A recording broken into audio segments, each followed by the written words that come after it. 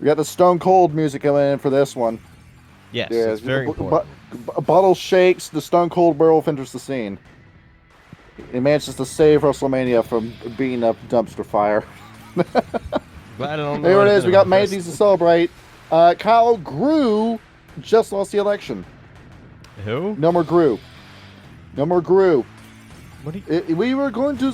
He stole the moon, and then he was going to steal the election, and it didn't work. Look in the photo. Today we steal the Hungarian election. We were going to steal the Hungarian election of the Bavaria. We're going to replace all of these immigrants with my minions.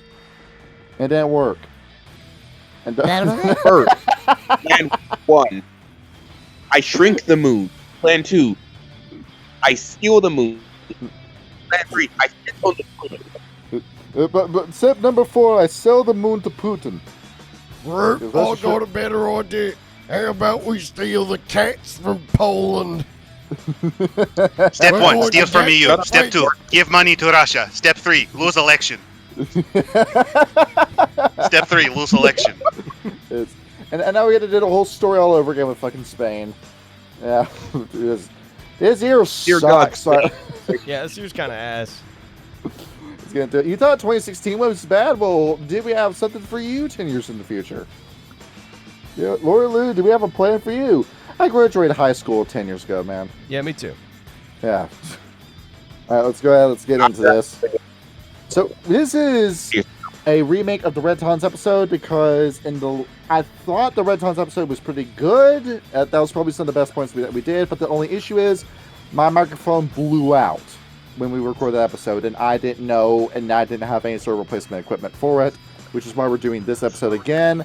Anything that I said in the previous Red Talons episode that I think still stands, I won't reiterate in this episode. So, but I do have a lot of other talking points because I originally wasn't going to remake this at all. And I was just going to take the hit and just keep going. But I've got new things to say about this tribe, which is why we're doing another episode on this tribe, the Red Talons. And point still stands, they're still my favorite when it comes to the 13 tribes. Ooh, But- that's fun because they're in my bottom 3. Really? Whereas this is more, it's going to be more like a Yeah. debate video this time around. It's going to be me versus Adam. Loosely, though. It's not going to be It's not going to be both of y'all screaming at each other. We're not going to do a death tiny. Well, I would love to do a blood sport. I would love to bring IBS back. But it's got to find a worthy person first. Well, the problem is I just sandbag. I would just lay there going, yeah. You would just do the Destiny response of just being high out of your mind and just laying back in your chair, listening only half of what I say. Am I top liver? I mean, it doesn't help that a good chunk of my issues with them is not even related to the books. I have issues with the books, but it's more outside The thing of is it. that me and Adam are right. We're right about everything, and everyone else is wrong when it comes to Red Talons. Hold on, fuck you. No, you're not. We're right about the general normies don't know how to Red Talon. That's what we're saying. Oh, yeah. And it got to the point where in 5th edition, these guys were turned into the fucking Lorax werewolf. They speak for the trees, for the trees have no tongues. And all mention about killing people is completely gone. Fantastic. Also, Hamid form. Excellent. No. Yeah. I must say this here. Give me, Donnie, let me stand on my soapbox when I say this. All right. Purpose behind the Red We'll say it. Say it with a better microphone. This is my better microphone. This is my tablet. He's Red Talon maxing. He's talking through a cannon and wire. Can you hear me better now? That's Bonar Yes. maxing. That's much try it better. again. Try it again. Oh my god damn it. Okay. The purpose behind the Red Talons is that they're supposed to represent wildness and truly alien mindset. I get it, you can place a lupus with another tribe, but the Red Talons chick is in anything that is remotely human, and you want And you go all the fuck into this. You can't. Well, you say that, Greed, but my opinion has changed on the Red Talons ever since we did that episode about like 2 or 3 years ago. Also, here's really? the thing. People keep saying that. People love to say that. It almost never happens. They never actually go that route. No, Because- no one does. They always soften it. Because the irony behind this, Kyle, I know you're sick to damn death of me saying this, but ironically enough, watching the disgraced former host of the Kill stream actually helped me figure out the Red Talons a little bit better. I'm Really? dead ass serious with you. watching Ethan Ralph streaming actually got me into a better idea of what the Red Talons were supposed to be. How? shit. Why? What the fuck? How this man was supposed to get married today and it didn't happen. Really? Color me shocked. Fuck. Because here's his current status right now. It looks like that marriage he was going to commit bigamy with one woman. Now it's 2. Huh? Oh, fantastic! What? Yeah, do it for the view. Do it for the content, Ralph. We gotta get the threesome going. I don't. But Essentially, I think the concept is I'm speaking for you. I'm pulling a Justin Achille. let's I see if know you know what you, let's see the if you know. audience, wants because I'm smarter. I am smarter. Now I will shove this book you don't want down your throat. But no, But- I think it's impulse. It is instinct. You just do it. No thoughts, no restriction. Mm-hmm. This is a very impulse-heavy Red Talon. We usually begin with history when we do Red Talon episodes, but History. but What here's the history? thing. Werewolf episodes, but Now- Red Talons now don't we- care about that. well, Well, we no, do they have... voiced it off on their Matee. Hey, like just get the cripple werewolves yeah, that are yeah, consequences Crookpaw. of our sins. Yeah, Let them do Crookpaw, it. who is basically the main character of the Red Talons by this point. You know how that the Werewolf the Apocalypse, the Werewolf the Apocalypse, I'm already fucking up at this point, that Vampire the Masquerade had a key character for every clan that was supposed to represent what the clan was as a whole, Yes. and some did it better than others. Lucina de Aragon did not do it well. Jean-Pierre Zoom did incredibly. Yeah. I guess you could say that Crookpaw is their version of this, and this is why he looks like Kyle. That dude. Good little- lord, what happened to him? Well, oh no, he's just born like this. He was just born like that. Essentially, remember, the Red Talons don't care about past or future, just the now, because they are dog-brained. So the people that have to do the thinking, the hard stuff, that's the deformitied ones that are Mhm. caused by their impulse control failing. Which they blame on humans, but let's be fucking honest. It's their fault. Let's be real with it.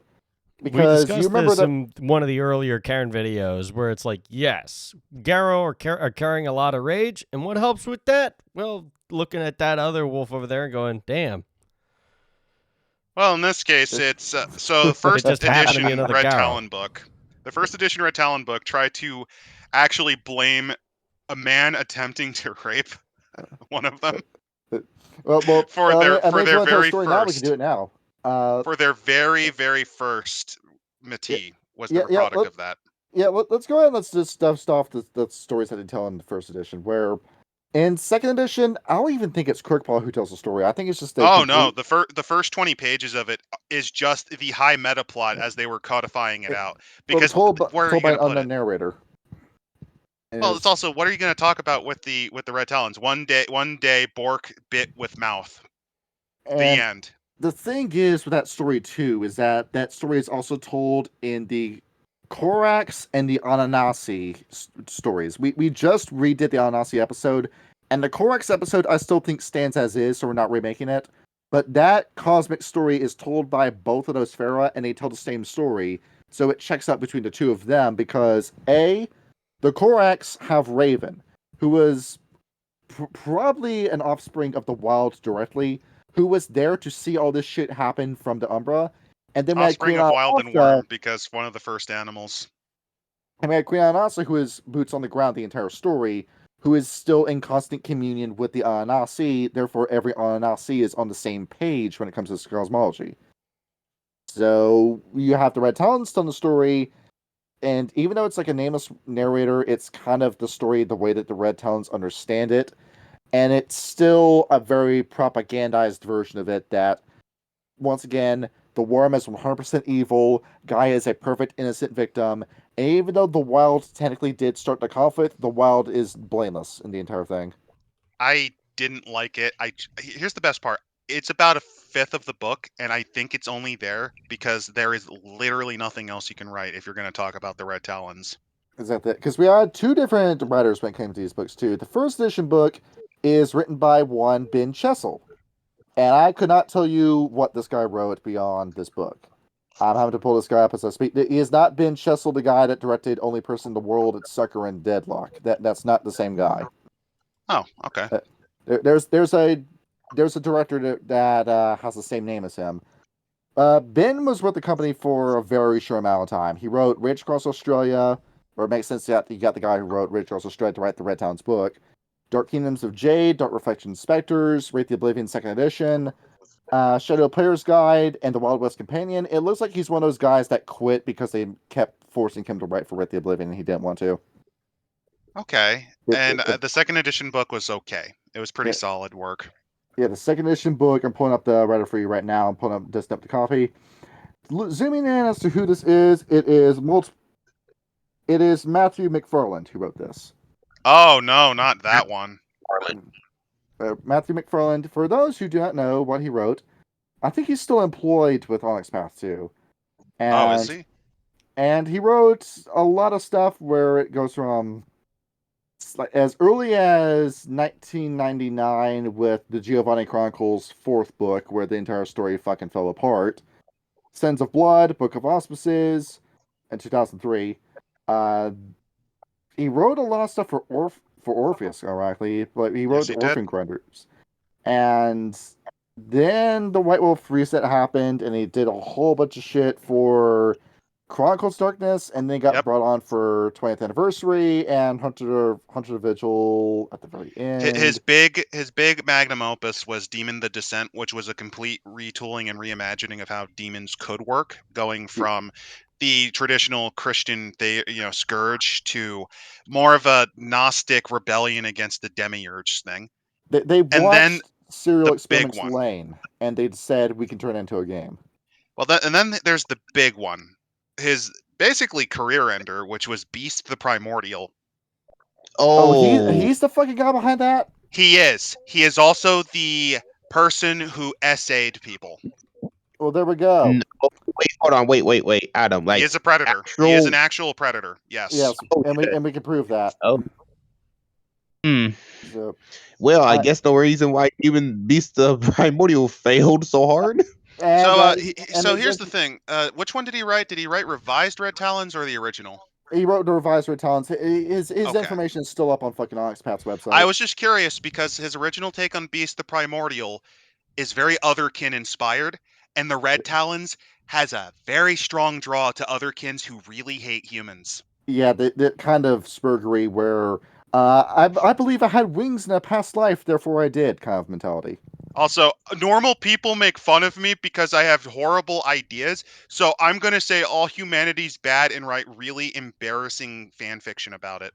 But the thing is, with the Red Talons, their rage, they're very impulse, but their rage is justified in a lot of cases. Humanity did fuck.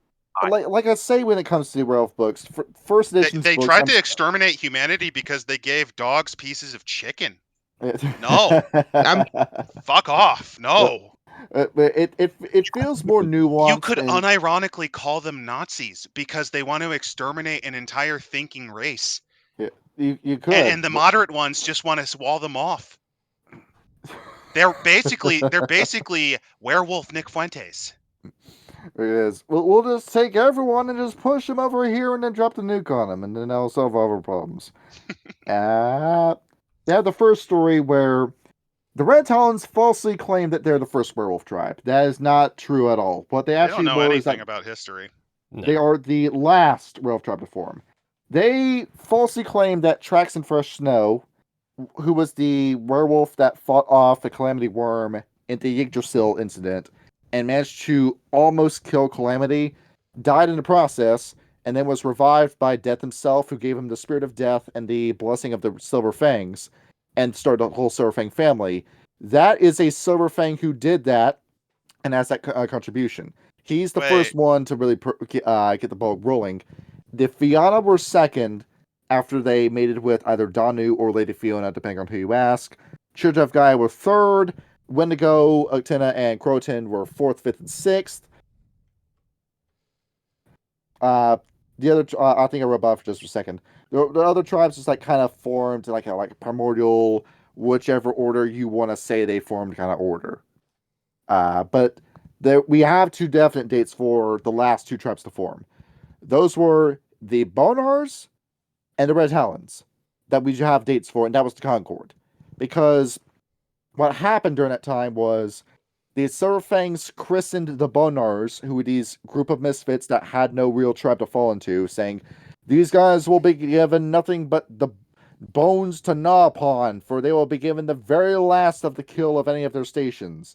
And they owned the title and became the Bonar tribe, and then legitimized themselves by partnering with the Ratkin and making Rat their totem. But then the Red Talons were the dead last tribe to form because they're more like a lobbying group during that time. Yeah, I noticed that. Here's the weird conspiracy that I was thinking as I was reading the books to refamiliarize because I haven't read them in years. Yeah. I always felt that they're in the same spot as the Haken are, and that they're Yes. just elements of a tribe that basically decided to return to dog, so to speak.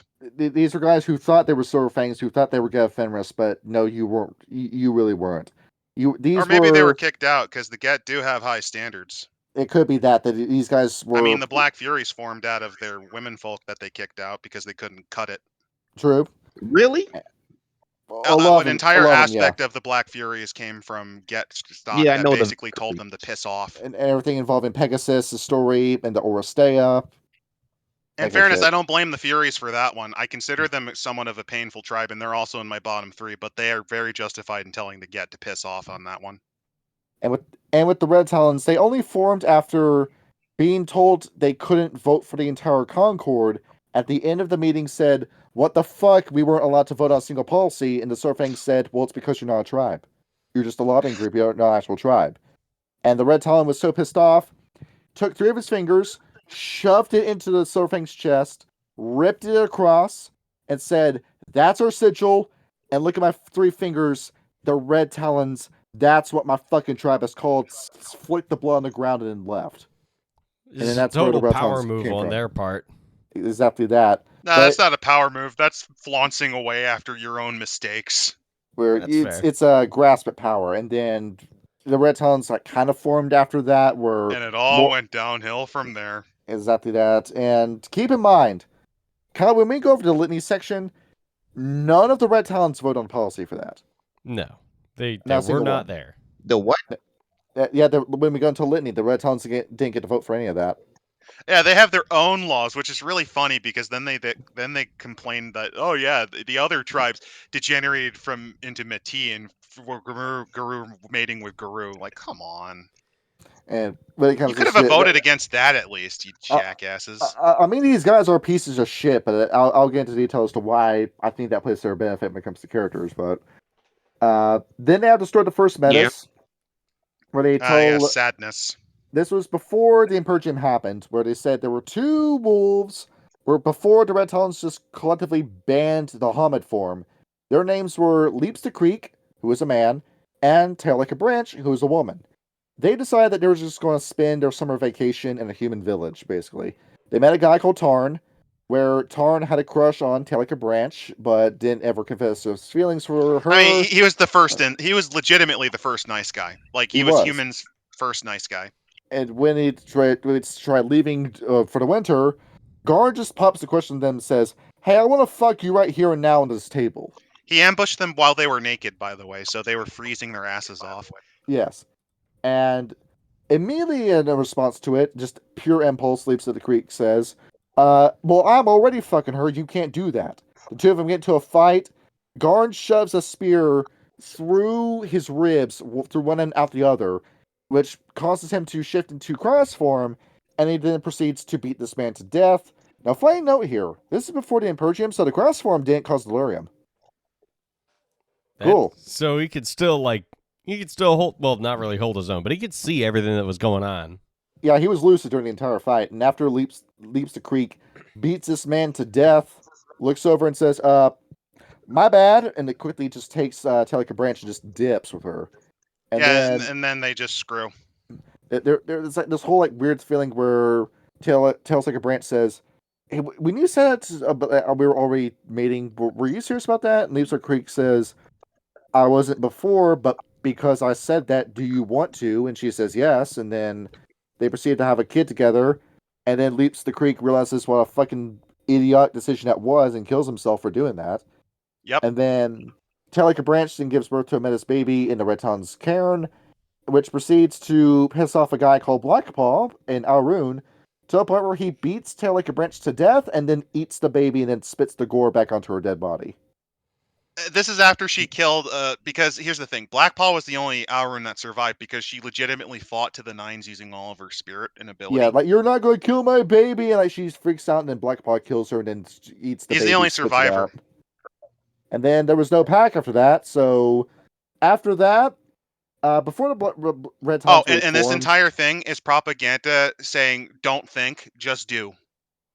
Because it was the thought, it was thinking about things that led to this.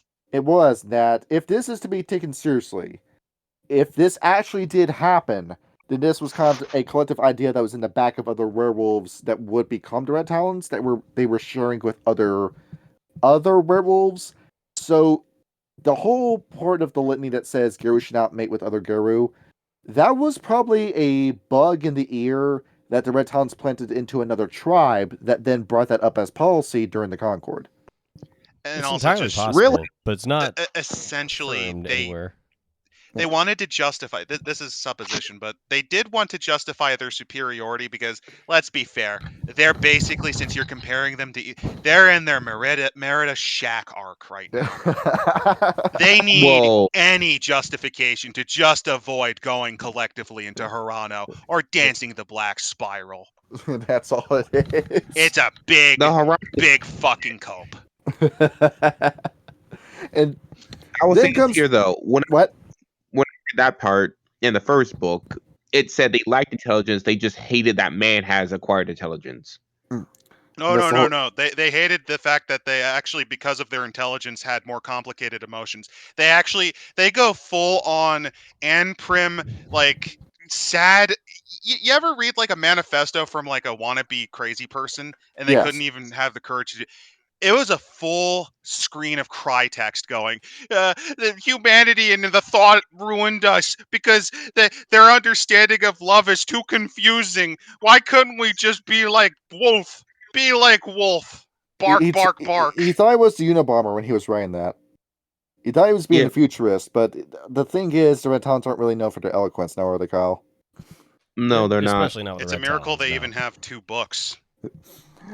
You really could have just ended with the one. You really could have and should have just wrote the one. It's at least you didn't go down the same route the Hollow ones did, where you just fucking filibuster the entire book. They could have done what they did with Clan Malkavian. Just like imagine it's like just a bunch of like random scribbles, like the most bare minimum, like the most bare minimum of effort.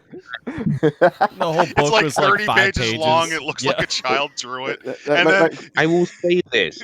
I will say this here. Say it. You have said in that instance have made me, and to be fair, this is probably an unfair opinion I have, but fuck it, I'm biased as hell. I don't like people who say they prefer working with animals than humans. Screams you can't handle someone that has equal intelligence to you. Well, that's misanthropy. Yeah, you're a misanthrope saying that. And what the first edition book screamed of was misanthropy. And if I wanted to read that, I would just read some weird, sad little posts on things like Tumblr, LiveJournal, if I'm back in the day. You know, those old web journal sites. Well, do keep in mind when this was written, because this was in like 1994, 1995. The wolf population wasn't necessarily doing good during that time. Of course not. Red Talons have a fair... Yeah, they were considered an endangered species during this period, and even today, the population isn't doing too good, because the Canis rufus is on its way out. We had a more diverse wolf population in North America, but now we're just down to the gray wolf at this rate. Well, technically, Canis rufus is, I think, a color morph variation, technically. Like, it's not quite its own species, and that's the problem, because Canis lupus is rebounding. Either that, or it's with coyotes. Coyotes are doing amazingly fine. Because coyote knows how to sneak around, and a coyote is smarter than a wolf. That's also lighter and needs less to eat. Yep. Mm-hmm. Well, to be fair, I wouldn't really consider being a coyote a good thing. The coyotes literally evolved to be bitched by society. And this is, keep in mind when this was written, this was when Fern Gully was on VHS, and like everybody was watching Fern Gully when they were a kid. And they thought, hey, we know what? We are destroying the Amazon. We are destroying the world. We are creating Hexus. And that directly inspired Melgen and Carno, that movie. Wait, so you're saying, okay, was this book funded by Ted Turner? It could have been. It could have been. Because remember, there's Damn. also the vampire wrestler Gangrel. So maybe Ted Turner funded this book because he was going to introduce a Red Talon werewolf to the wrestling staple that he tried to buy. That would have been great, but the thing is, but you have to keep the zeitgeist in mind because this was right when those Malthusian ideas were at Oh their shit. height.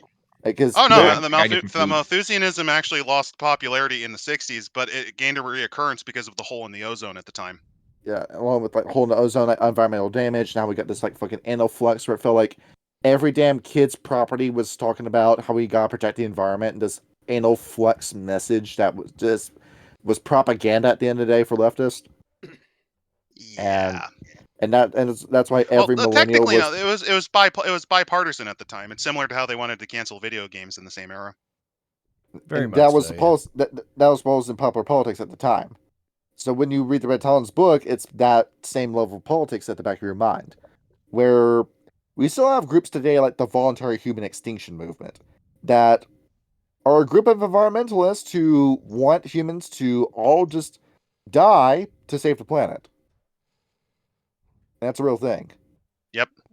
And it's that kind of mentality that goes into the Red Talons. And do I think that kind of thinking is nonsense? Yes, because, well, this is something that me and Kyle have talked about off camera, was the whole global warming issue, where I've brought up to Kyle multiple times that we were in the middle of a cooling period because the CO2 in the air, we now have more trees that are blocking out the sun and keeping the ground level cooler. But then Kyle also brought up the counterpoint saying, well, how do you really answer for algae blooms? And I don't have an answer for that. Well, there's also concerns with permafrost because what happens is when that defrosts, it releases a lot of CO2.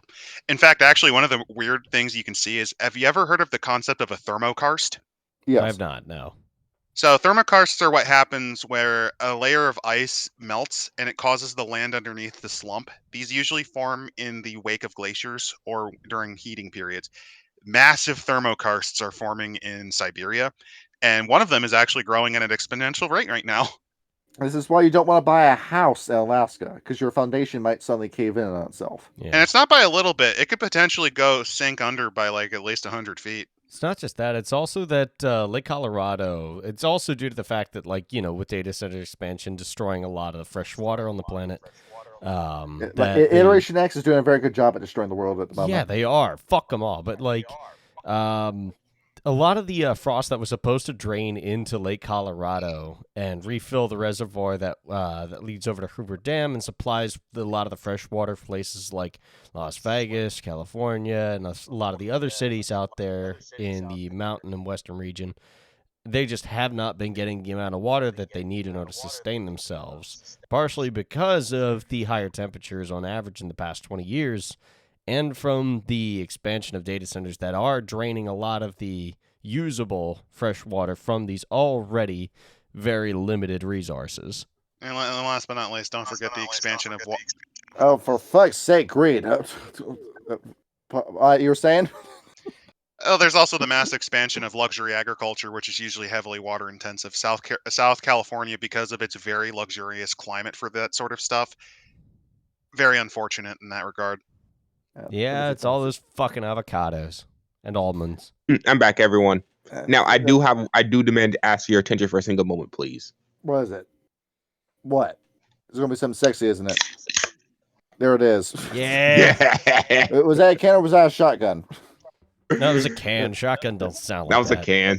Yeah, but let's go ahead. The next story they have is the fucking Great Offense, where this is them explaining the Imperium. And how did it happen? Well, the same way that you domesticate a dog in Minecraft, humans started giving wolves meat, and the wolves kept going to the humans for meat, to the point where the wolves stopped hunting, and were just basically the slaves of the humans, to the Red Talons' perspective. Yeah, essentially they had a tantrum over this, yeah. I mean, to be fair, to a wolf, a dog's just a de-evolved version of you. It is that, because it used to be, with dogs, we were this apex predator that was hunting in packs, and now 3,000 years later, you die of fear because it lightninged outside. I assure you that they were not the apex. They were usually, because there's different niches for predators, wolves tended to not be apexes. They were decent predators, but not the apex, right? There's a reason they hunted in packs. Also, here's the other thing that the Red Talons, I would say a big bit of hypocrisy. Mhm. Predators, by their inclination, are cautious because that's a lot of energy you're wasting to hypothetically get something.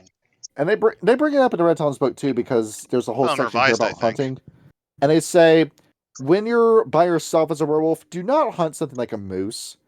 Do not hunt after a big damn animal. I don't care if you're Garu, that's still a lot of energy that you're putting into killing one animal that can still cave in your rib cage with a single kick. Yes. You want to go after something small when you're by yourself as a wolf. If you have a pack with you, then go after the moose. But if you're by yourself, just sell for a rabbit. Just do that Studying wolf, instead. they studied wolf dynamics at the very least when they wrote the Red Talons. I Mhm. think that's revised. I think from Revised. And even then, the science is just a little bit off because the alpha, beta, omega system we've already disproven. Well, to be It's fair, here in Russia, they started to form mega packs, which are terrifying, but eh.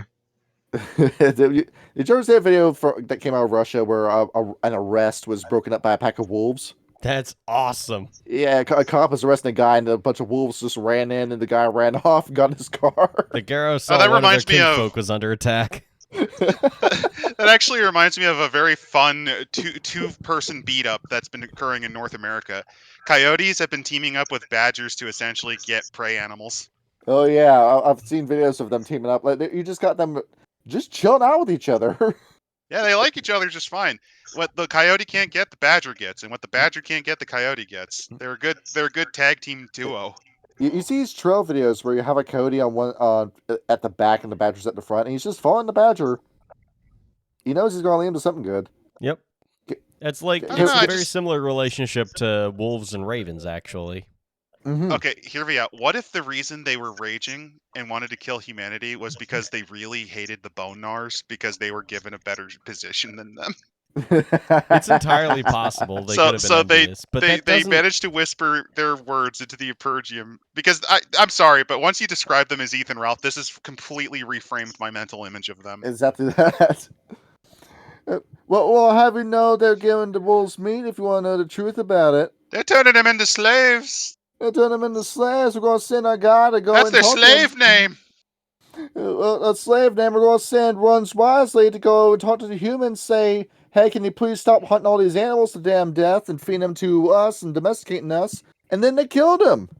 Well, I'm not exactly sure that this guy. What a brave stance you took, Silver Fag! Your torch lights the way. Phenomenal.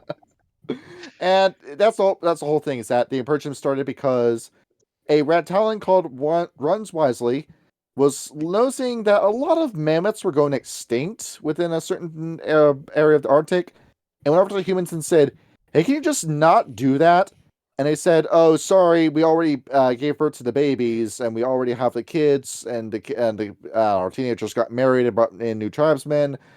We actually need more pelts and more meat than we did last year."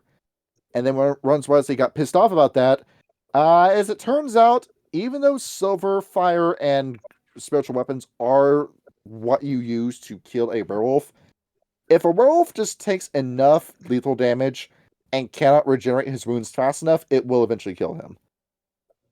But that's a shit ton of lethal damage. It's like 70 points of lethal damage you have to take over the course to eventually put a werewolf down. But it can happen. Which is why they simplified it in 5th edition outright. To a point where werewolves just feel like fucking chuds in that game. No, I'll say this here. 5th edition, the idea that werewolves are immortal unless they're killed by fire or silver is retarded. It's basically just codifying with that rule of, oh, I have to take 10 times the lethal fucking damage to stay dead? Really? Because of the regeneration. Yeah, it's pretty brutal. And like with the stamina stat being involved, fuck that game. But Runs Wesley died a martyr, and then the Red Talons went over to sort of things and said, "Hey, look at the dead body of Runs Wesley." I'm actually going to say they killed him. I think they killed him and planted his body. Well, this was a psyop. At this point, I'm sorry. I don't think they're smart enough for that. No, they're low cunning. They're low cunning. One of their pack died, and they pinned it on the humans. This is the excuse we're looking for. Or maybe they hallucinated it like Ralph does all the. You talk a shit, human? No. You trying to kill all the mammoths? You don't even eat mammoths. You're trying to talk shit about us. I don't know how, but you've managed to lower my estimation on their quality even more. With the Imperium too. The bone gnars of the bone gnars. That's what they are. Yeah, the Red Talons were all into the Imperium because this was their idea, after all. And they were saying this is this was the height of our history. Killing all the humans was the best thing we could have ever done, including the kinfolk of other tribes. They just didn't give a fuck.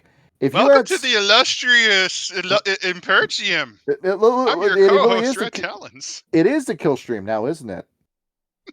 If someone dies.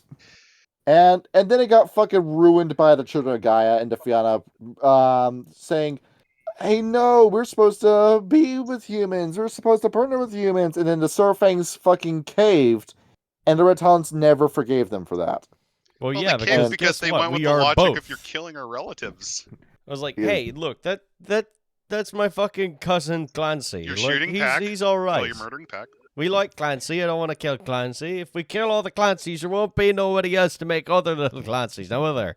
Also, if Gaia made us in the way that she did, why are you rejecting?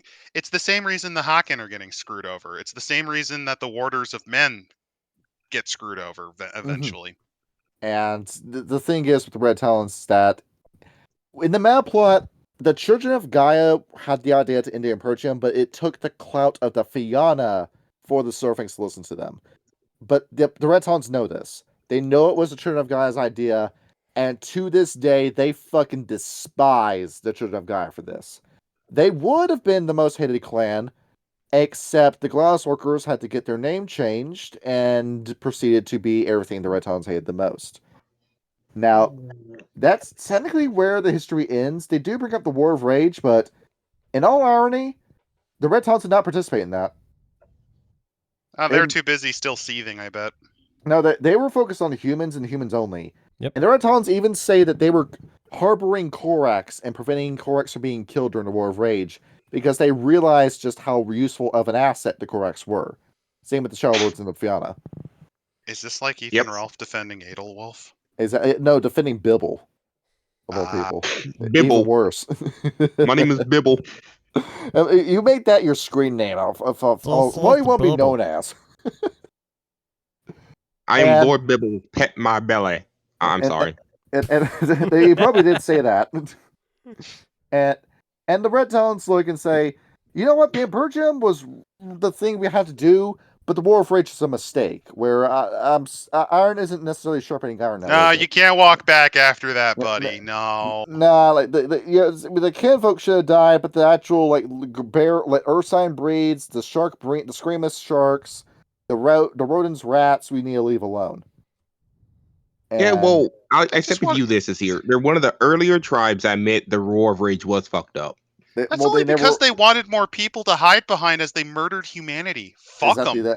Their whole idea is that they want a world that was before Adam was even made.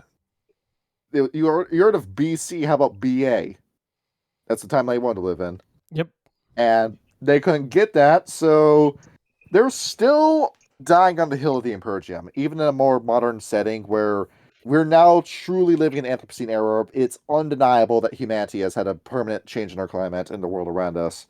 And to the Red Talons, this is the end. Apocalypse has already happened, and it's just a slow death. Like, if you were to give an exact date for the Red Talons, 1950, from their perspective, was when Apocalypse started. And to the Red Talons, there is no saving it. The Red Talons are just left with one conclusion, and that is to die on their shield. Where, thankfully, it's not like some sort of bitchmate route like the Stargazers are doing, but they're at least going down swinging. They're saying that the mission of every Red Talon is to try to take as many humans with you as possible before you eventually die out. And they know that there will be no surviving apocalypse. They bring up the Croatan in first edition and say that they envy the Croatan, because at least the Croatan went down in this massive blaze of glory against the consumption worm himself and removed the consumption worm from the story. That is something undeniable that the Croatan did. But the Red Talons are realizing that they're not going to have a fight like that with the Defiler Worm. They're not going to have another fight with Calamity like that again. I mean, they don't even have what the Wendigo did. At least the Wendigo could at least have something. They could have, but eventually the Wendigo. At least their stand against the old world was something to be remembered about them, a saga to be told. What do they have? Oh, we fucked over humanity once a million years ago that we don't remember or can document. If you want to know the truth about it, It's there's going to be a day where the Wendigo just step on their front porch. I think the fucking Haken have done more. Jesus. And they look around and they realize that the Red Talons are gone. That's just going to be something that happens one day, that everyone's going to look around and say, "Where's the Red Talons? We don't see them anywhere." And that's because the last Red Talon died silently out in the woods of either starvation or sickness or succumbed to his injuries or just old age. And Can you imagine a world without Red Talons? You see, like, the world actually is an immediately better place with less pollution somehow. I mean, it probably would be. There'd be a lot less instability. But at the I mean, same time, that would mean a lot more wolves died, which is also not a great thing. It's the reverse. What are you of It's a talking Wonderful about? The Life. people that pushed saving them were children of Gaia and stuff through proper methods. It's a Wonderful Life in reverse. We get to show how better the world would be if you never were born. That's a little fucked up. I mean, you're not really doing a good George, job in you should advocating kill for them. yourself, you know? Fucking- And here's my biggest problem. Why? This is the crux of the matter for the Red Talon. Their entire thing is, what would a tribe whose mindset is pure wolf would be like? And people would go, that sounds interesting. The problem is every other tribe already can do that, except for the Glasswalkers. Mm-hmm. And so, well, okay. there is one other story that we're going to tell it briefly here. The War of Tears. That's the last thing to bring up, because the one accomplishment that the Red Talons have is actually one of the top 10 biggest fucking blunders of the Regaro Nation. Where these are the guys that killed the Bunyip. Yep. Every single one of them. Oh yeah, I forgot about about that. It was a BSD psyop, but yes, indeed, they did kill the Bunyip. Yeah, let's go ahead. Let's put Worm Bader's picture back up here. I love how abstract he looks. This is, once again, I said it before in the previous video, every issue with the Garo Nation summarized with Worm Bader, but the Red Talons especially, where it's all impulse-based. Because Worm Bader, as per usual tradition with the Garo Nation, was the largest, most violent, most deranged, most impulsive werewolf within his tribe in Australia, and he was given leadership because he was all for those things. And he already hated the Bunyip for being, in his eyes, subpar imitation wolves. So when he finds 2 dead Red Talons in Bunyip territory, he automatically declares jihad without any sort of real investigation as to why they died. He just immediately blames the Bunyip in his mind. And leads to a massive war where they bring in the Fianna and they bring in the Gav Fenris and get them involved. And the Actena are fighting against them, but the Actena just can't move fast enough in Australia for Worm Bader himself, who's just cutting a bloody path through the Bunyip, until he chases them all the way down into the Dreaming, where he kills the last one, and it's an actual child that he kills. And for his reward, Defiler appears in front of him and says, "Well, thank you for killing the very last of the Bunyip for me.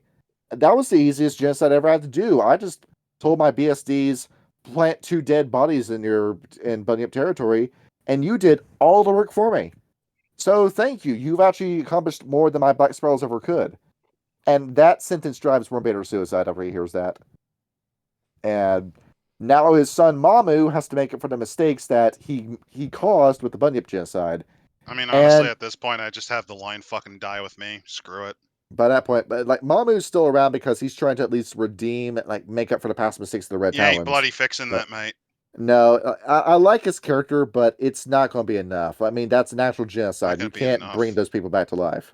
Not going to be enough. Unironically, if they died during the War of Rage or whatever, because I don't know, like the other Pharaoh mistook them for others and just purged them, things would have probably been better. Yeah, probably would have. And I mean, so Worm So they're a dog shit tribe, played by probably some of the. So here's my big problem with them from outside the book. The worst players. The worst players I have consistent. I wasn't even talking about him. Oh well. The worst players to play as these guys, you say. And the problem is, it's because of that misanthropy. and the otherkin aspect, especially in first edition. First edition really kind of hammered that in because of the whole alien mindset. So you had a cavalcade of furries who really didn't like being bullied because they were dumb enough to talk about this stuff in public, who wanted to get their revenge on the normals. And I can justify what you're saying today because that issue's still there in 5th edition. Because every post, out of all 5 postings I've seen for World 5th edition since it released like 3 years ago on Roll20, it just so happens that the profile picture of everyone is either a picture that you got commissioned from Fur Affinity or a guy in a fursuit. That's bad enough. That would put them already in the top 3 worst player bases that I've seen in tribes. The only ones I've ever seen are I've seen a couple of Black Fury players that actually play them because of the feminism, and they really go hard in that, and not on purpose. Like it's actually as a mouthpiece. I've seen that. Oh, like full SGW shit. But the worst player is also a Red Talon. Yes, they're on the list twice because there's one that you know why they played them. They're the same. Yes. They're the same type of furry that commissions what's called feral art, where they're four-legged. You make Kyle turn inside out here and that. You know why? You fucking know why. He fucking admitted it circumstantially because of one of the requirements to be in the tribe. The part where you make forth and make plenty. You know why. And that's the reason why he was doing that. Kyle, you were saying something before. We said this before. I will say, though, like, maybe it's just that I haven't played enough games outside of the group that we've got. But I would like to sing the praises of 2 people who have done Red Talons exceptionally well. I know one of them, and they're the only reason that I can't really hate. I don't hate on them as much as I used to, like not even 2 years ago. You're goddamn right, because Rap Red knocked it out of the fucking park when he played as Autumn Leaves. I think he exemplified, the struggle of being a Red Talon in a mostly Hometer Metis Karen. Not Karen, Metis pack. Because we had a whole Spock and McCoy kind of dynamic with that, with Insteroid being the McCoy and his character being the Spock. Because he's a character on Leafs who denies human emotion, he's a character of almost entirely logic. And every single decision he made was the logically correct one. And the value of that, because of why that's a good choice, is it shows a way to learn from the mistakes of the tribe as a whole. Yes. Yeah. Animal instinct burns you alive. So rather than just become more like a human, which is a path some take, and it's usually to tears, he chose to still fulfill the tribe's benefits, but in his own path. Yes. And that, I am not fucking kidding you. That is the first time I have ever seen someone actually play a Red Talon that wasn't horrible. Yep. That wasn't like an abomination. I would also I don't like mean to the point out version that's half vampire. Ham in Rage Across Russia also did a very good job. He had a unique concept, though. The fact that it was a very young Red Talon who experienced an earlier first change and wasn't like a full Red Talon like Autumn Leaves was, but he still had like the thoughts ingrained of like, none of this is the way it should be. And yeah, I've got these other werewolves that are helping me, but I can still tell that something is wrong. And I am sad that we never got to see his character to a conclusion, but because I we knew genuinely was loved going by that point.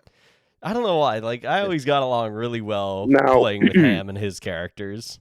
I will say this here. Both of you are correct. Both those guys did Red Talons well.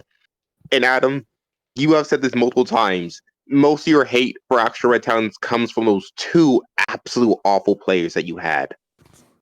I didn't know. They weren't part of my games. You think I'd invite that fucker? No! I had to witness this from afar. Get that bro out of my glad. house. He smells like ass. My apologies. I was too busy playing Vampire where I had to deal with weirdos who would do horrible things with Brujah characters power gaming. Or alternatively, the very many interesting things you can do with blood magic. But the big thing here, and this is the reason why I will always love the Red Talons, out of almost everyone, out of almost all the tribes and the werewolf, is that they're truly alien to all the other tribes and their mentality. People say that, and I don't know. I don't get what you're saying because the whole point of lupus form of a lupus-born werewolf does that. No, I get it here, but lupus, loop is very severely based on the tribe, but only Red Talons say, no, you are a wolf foremost and whatever you are. I don't Because really I see used to that. wolf. I used to say the same thing, but I disagree with my own point now. And this Yeah. is why I brought up Ralph at the beginning of the episode. Because going through this, we went through the history section. You know why the Red Talons think the way they think. Where the Imperium was their idea. They say that the other tribes are going down a path that no werewolf should have gone down, and that they're in the wrong. The Red Talons are the only tribe that's in the right, and the only ones that actually have a vision for the future. But it's too late now, and that future vision is now forever gone. And now they're just living constantly teetering on a state of Hirano that they're only subsidizing because of a lust for murder. This is why I brought up I even don't even Ralph, see it like because that. that's a man that's Oh. at the complete end of his rope. Where a few things I'm about to bring up are like Ashton Parks and like Andy Worski's points, but whenever it came to just being around Ralph when he was drinking, the whole description is that there was a golden ratio moment where he was a really fun, crazy guy to be around, and he was like the guy that I briefly saw back in 2017, 2018, like the few times that he came across my screen where he was a genuinely entertaining guy. And I fell off it because fucking Boulder Talk made me lose interest in it, but I digress. But when he was on beer 4, like shot 4 or maybe 5, he was really fun guy to be around. But then Well, yeah, but then beer 6 and 7 would come up at him. Well, it's also you have to get the right Xanny mix too. Like if he takes too many of them, he's already dead. He's dead weight already at the start. Except that, and the minute that he gets the 7th beer in him, party's over. It's over, because Kyle, you would look at the man and you would go, "Oh, what do you think about this and this?" And he would just turn at you with this look in his eye and a small snarl on his lips, and he'd go, "What do you mean by that?" And you think to yourself, "Huh?" And you think, And he would "No, very no, quickly go from the "I love you" guy to the "I hate you" guy instantly. Tell me how you really feel about that, Kyle. Tell me what you really think about that. And it gets to the point where it's this guy who's just going to be belligerent with you, talking in circles with you. Everything needs to be a conflict. Everything needs to be an argument. He's going, "You want to do this, bitch? You want to fight me?" And like by that point, just call the Uber and just go home. Yeah, I mean, it Party was doesn't over. help not that worth he'll sticking hear around stuff. after that. He hears voices that also tell him shit. So Oh, that so kinda he's shit. schizo. Yeah, from frying his brain with drugs and alcohol. That's why. Yep. And I realized that the Red Talons are actually kind of like that, because the Red Talons, throughout their history, and even with the characters that you come across in stories, and Eden brought this book up to me. I forgot what it's called, but it's the Glossworker book where they talked about the Cole and the Red Talons are the villains in that book. The Red Talons will just make a conflict out of anything. Anything needs to be an issue. Everything needs to go wrong. Everything is either the Red Talons way or death. Those are your only two alternatives. And so much shit would have gotten done in those early days if the Red Talons just didn't get in their own fucking way all the time. okay, And that's Yeah, you're starting to that's a make me big think problem with a about lot of the what tribes. this To be is. fair, No, in this No. case, you're I'll making say me this here. realize why I didn't like them as a tribe or as a play. This feels like Truha. it does. Yeah, no, Like I who? will It say doesn't this here feel like though. a That's playable you can say tribe. that against, I will say that again. You can say that against like a like half of the tribes. If they stop being in their own damn way, things would be a lot simpler. With the Silver Fangs, they stop acting in their own fucking The disinterest. Shadow Lords being connivers, the Wendigos, isolationism, which was inspired by the Red Talons, by the way. Of course it was. Damn, yeah. Speaking of Red Talons, I now realize they feel more like what I'd expect a Black Spiral dancer to be than the Black Spirals. Hilariously, Well, you're not wrong saying that, Yeah, because so. this was the token evil option for years and years. Well, I And mean, the Red Talons I feel like are a little bit different than that, because while their goal is still the same as the rest of the Garo, they have terrible methods of doing so. But all in all, they are still Gaian in nature. And as we've discussed a number of times in the podcast, Gaia does not care the methods of which her will is done. The Black Spirals, meanwhile, while they do have a fighting prowess, and while they do, look to, usurp and kill everything they look at, their deal is more subversive in the nature, because, the Black Spirals thrive not only on destruction, but also on corruption. It isn't just and how's this consumption. any different from the Red Talons, who, as we've described, snake repeatedly, self-sabotage repeatedly? The difference being is mean, that Go they're fuck right it, on we the vote side. Every repeatedly. Caro Drive do that, especially But again, though, the you can say Shadow that Lords. against a lot of tribes, though. Oh, I know. We try Remember, to Shadow self-sabotage. Lords are also one of the default evil options. Yeah, They gave- I mean, hell, even the children of Gaia subvert themselves. Like, not Now, even I mean, like there's yeah. an entire not camp whose entire thing is just embrace oblivion, dude. exactly. See, like Yeah, it's look. nothing new to have like evil in an apparently good tribe, and like this is just a little more blatant about it. It's Well, a not bit only is it louder and a bit blatant, but like noisier. its initial incarnation is kill all humans, which that's one of the most insufferable points of view. I hate misandry as a concept. It usually is just an indication that you were bullied too much as a child. Maybe we shouldn't kill all the humans, but put them in ghettos. You weak bitch. You don't want to kill all humans. You want to put them in little ghettos. Probably give them funny hats. It's that time of the 100-year cycle again, Kyle. Oh boy. It's that time of year Yeah, again. I but really gotta I will say gotta this buy a here. rifle. I'm kind of nervous. No. I will say this here. And I do I similar think with problems to Shadow the Lords, at Bruja. least there's variety. There's more variety with at least Shadow Lords, you know? I will Kyle, say you this keep, here. you The keep Red saying you're Talons. just going to say this here. Well, just say the thing. Say the Well, what? okay, fine then, you fuckers. Yeah. It's his The Red catchphrase. Talon Get stuff are off his similar back. to the. Shut the fuck up. I'm trying to say the damn thing. You people keep fucking interrupting me. Shut the Just fuck up. say it. Anyway, similar to the Bruja, the Red Talons just get a series of constantly subpar writers and it sort of color them rather poorly. Look, saying the Red Talons can be doing good, yes, they can be done amazing. Everyone here admits that. But let's be real here, they've gotten a shit end of the stick when it came to writers. Well, what can you write other Yeah. than Bork bite with mouth? But Well, that's the thing, though. Any true creative writer can make something out of nothing. Yeah, Mhm. but here's the thing. Whenever people say alien mindset, like all of these things, I could just as easily say, well, by that logic, I should just play a Fiona Lupus. Yeah, Top of the morning to you. I have the same mindset. I'm a completely alien dog.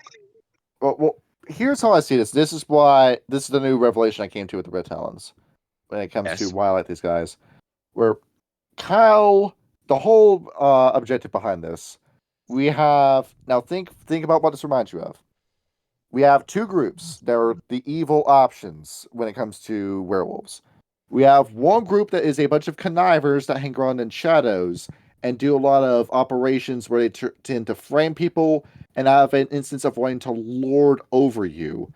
And on the other end, we have a group of freaks that live in a mountain that absolutely hate humans to the point where they deny their humanity entirely and refuse to interact with human society, and their only human interactions involve either brutally murdering them, dismembering them, or eating them. What two other groups does that sound almost identical to? Well, Think the about Shadow this. Lords and the Black Spirals, or not? No. The Silver Fangs, and the Black Spirals. No, Actually, no, these aren't werewolves. These sound like the Sabbat. Yes, True. you got Okay, when you frame it like this, the problem is there's no Sabbat equivalent. There's no, like, if they were in the Sabbat, I'd be much more okay with it, but they're all, like, lumped into the same unit. they're in the Garo Nation because the Silverfangs are perfectly okay with these kind of tactics. As long as the Silverfangs are in charge, they don't really give a fuck about how you're fighting for Gaia, how you're fighting for the wild. As long as the worm dies, you can do whatever you want, and that's the weak leadership behind the Silverfangs, and why the Garo Nation has no true accomplishment. Okay. Because this is what the Camarilla would look like if they invited the La Sombra and the Zamichi in. I think one of the problems are I'm a vampire and to a lesser degree mage player by extension, so this sort of thing is a bit different from what I'm expecting. Because this is your whole equivalent.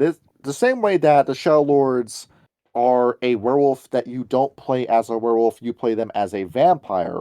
That's the right way to do it. The Red Talons are the same, but in a different route.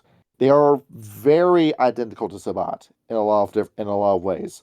Well, I mean, okay, now that you've explained it that way, that actually makes it a little bit better. I still think that they're not exactly the sort of thing I would want to play because all of the benefits, you could do the same thing with just the lupus form. I genuinely uphold that you would get most of the benefit for just playing lupus in general. But I then mean, but that's the thing, though.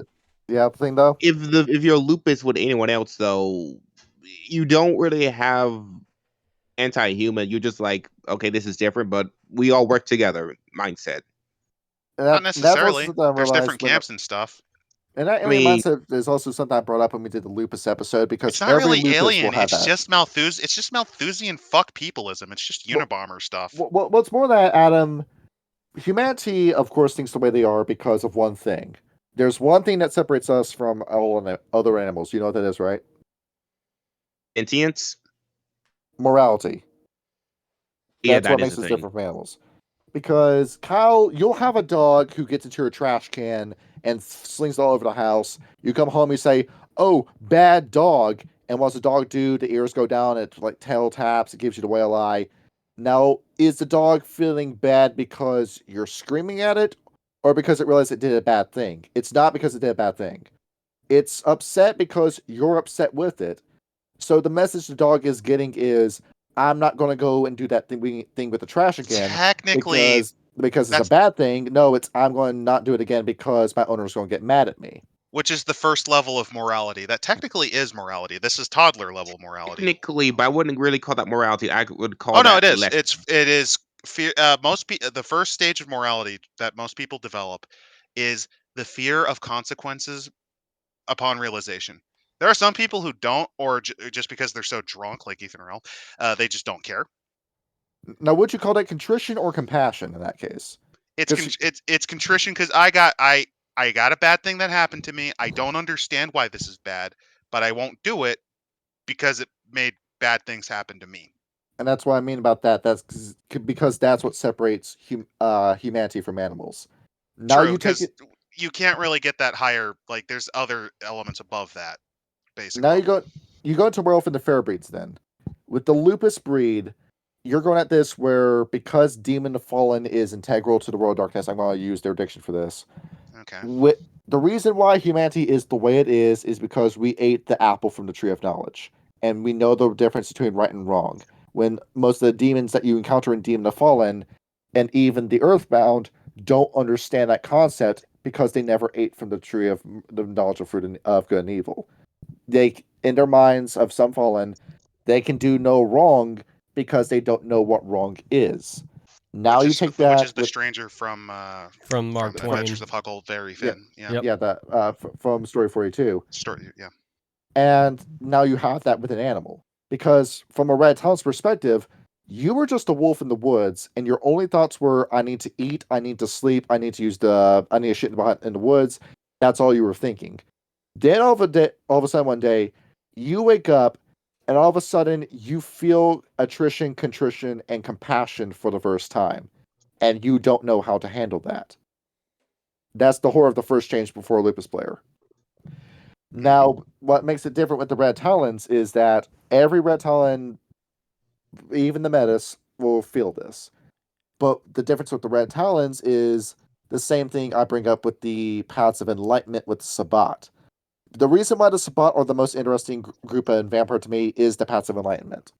Where instead of letting the beast be this threat that's in the back of my mind that might take me over one day, I'm instead going to compromise with it and become a different being entirely down this transhumanist route.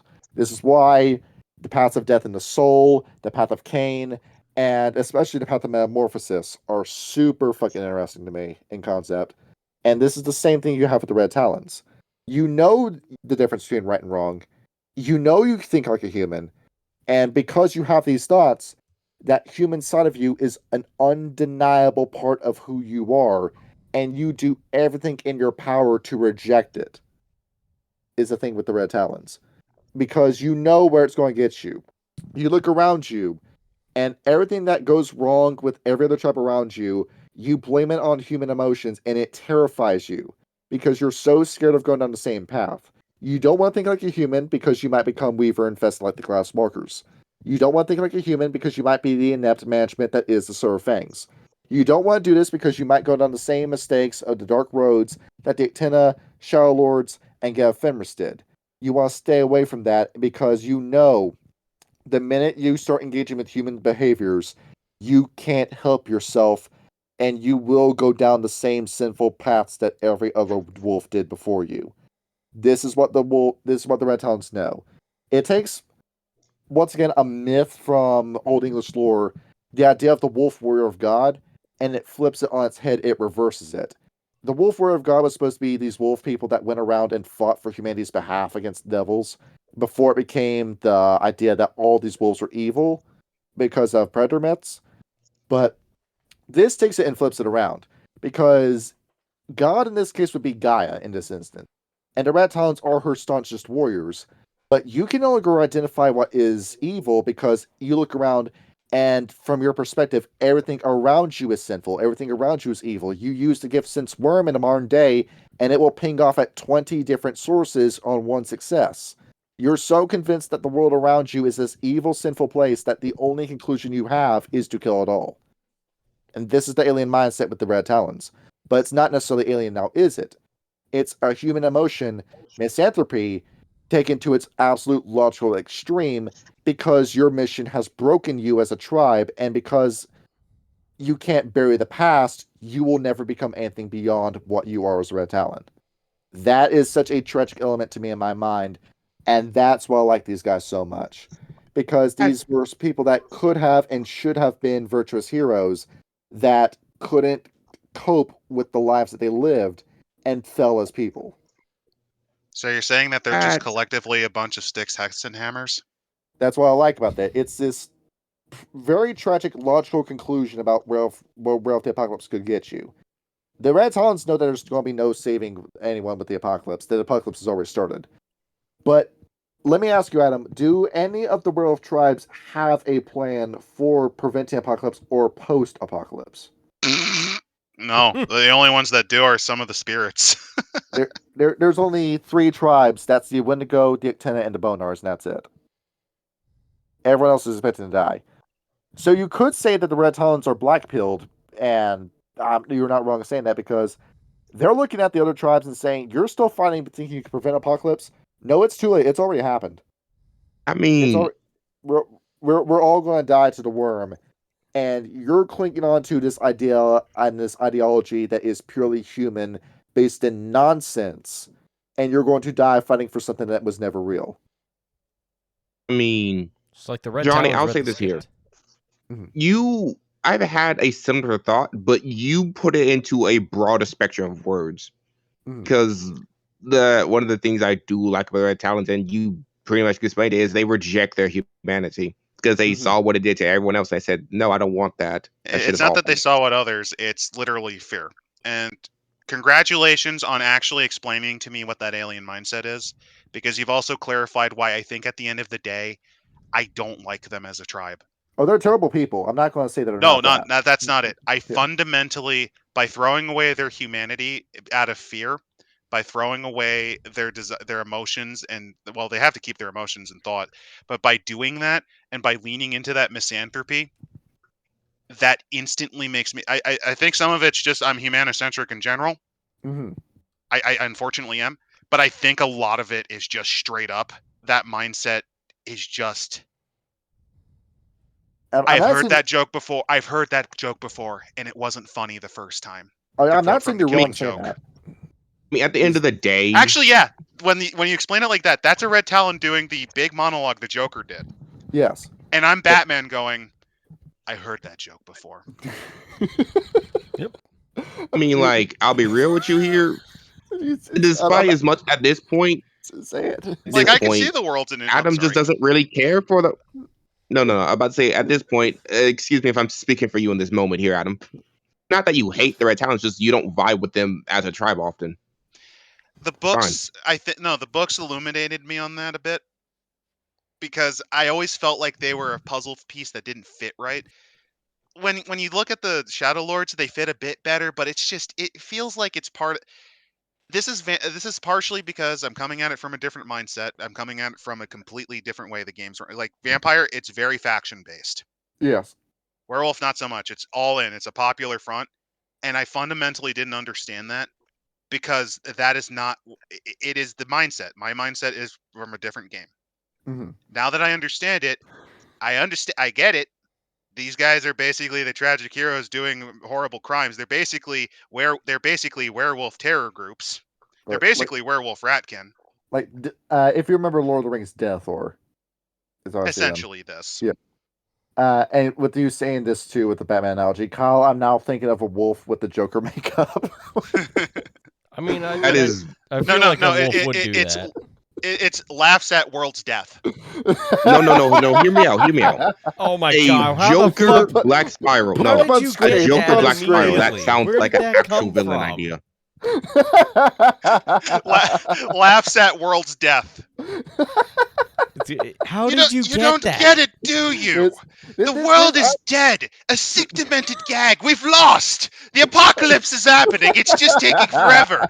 I see it. My tribe sees it. Why It's can't simple. you? It's Why simple, can't you really. We laugh? kill the worm. And yes. Now, Kyle, the DeviantArt account I got in this room was 123 Valor YAA on DeviantArt.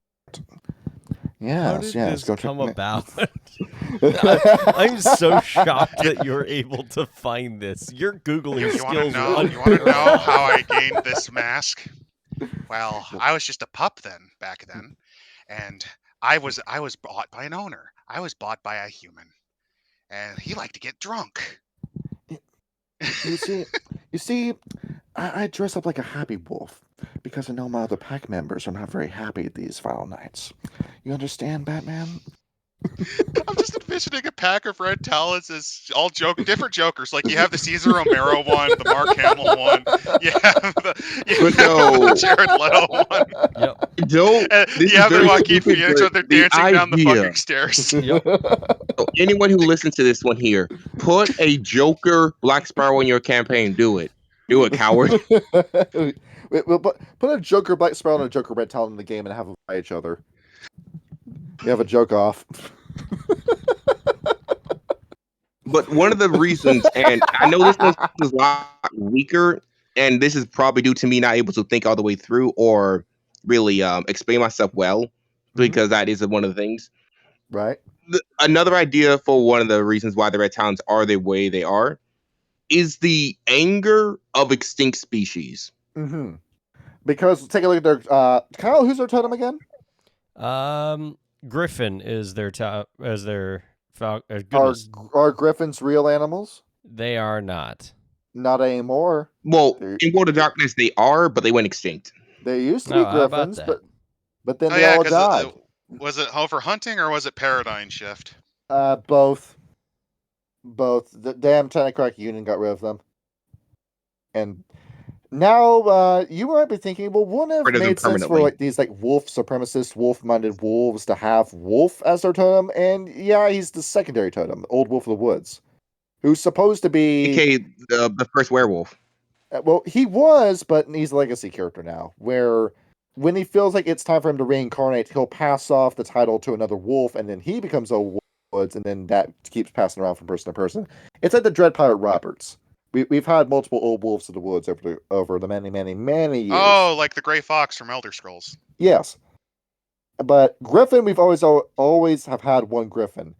The reason why they picked Griffin is that Griffin embodies what they want. Murder. Spite. They're looking for the deadliest animal that ever lived.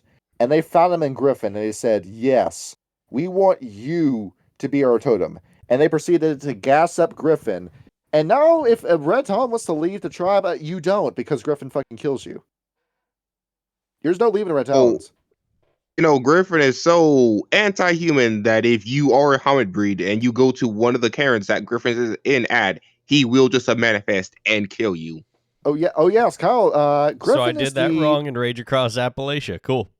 Well, Kyle, the thing is with Griffin, if you encounter him, if you're a Hamid and you walk into a Red Talon cairn, he is the one tribal totem that you are guaranteed to meet in person.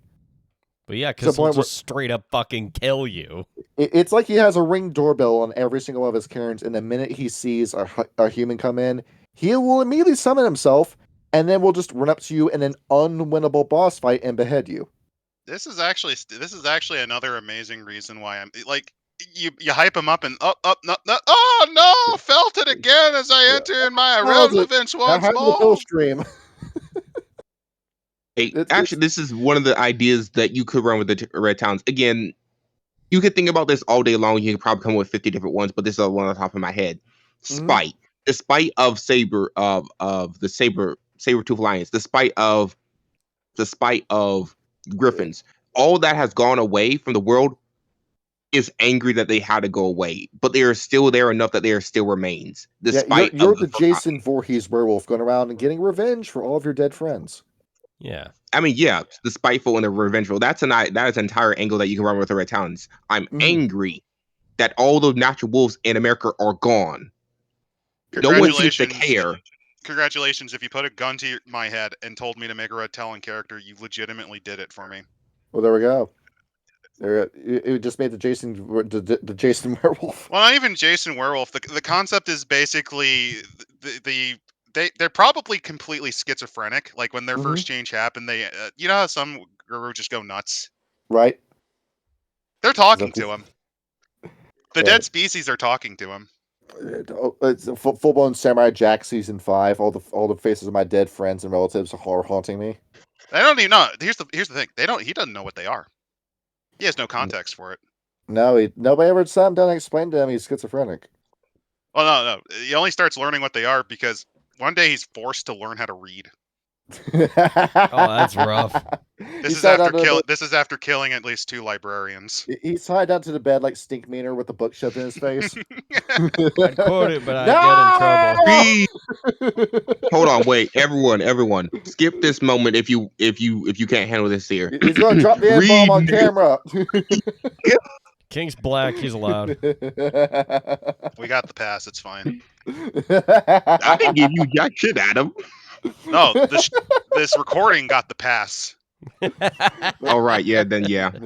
There's 3 other totems with Red Talons. Raven, because they pony off of the Koraks, and the Koraks are paying them a favor for keeping them alive during the War of Rage. Definitely not because they're shinly Red Talons. What they might do to them. The other ones are Mammoth, where he was their favorite animal back when mammoths existed, I guess. There's a lot of dead mammoth imagery in this book. And they said, we like you so much, we're going to keep you alive as a totem and keep the memory of mammoths alive. And as long as people know what a mammoth looked like, he will exist. And to be fair, mammoths are too or so cool of an animal. They're not going to go away from pop culture anytime soon. By the way, that's actually wrong. Normal wolves didn't hunt them. It was actually their extinct creatures like the dire wolf and Beringian wolves that did. The dire Red Talon. They remember. I mean, hold on, wait. In fairness, when they can become Krynos, it doesn't matter.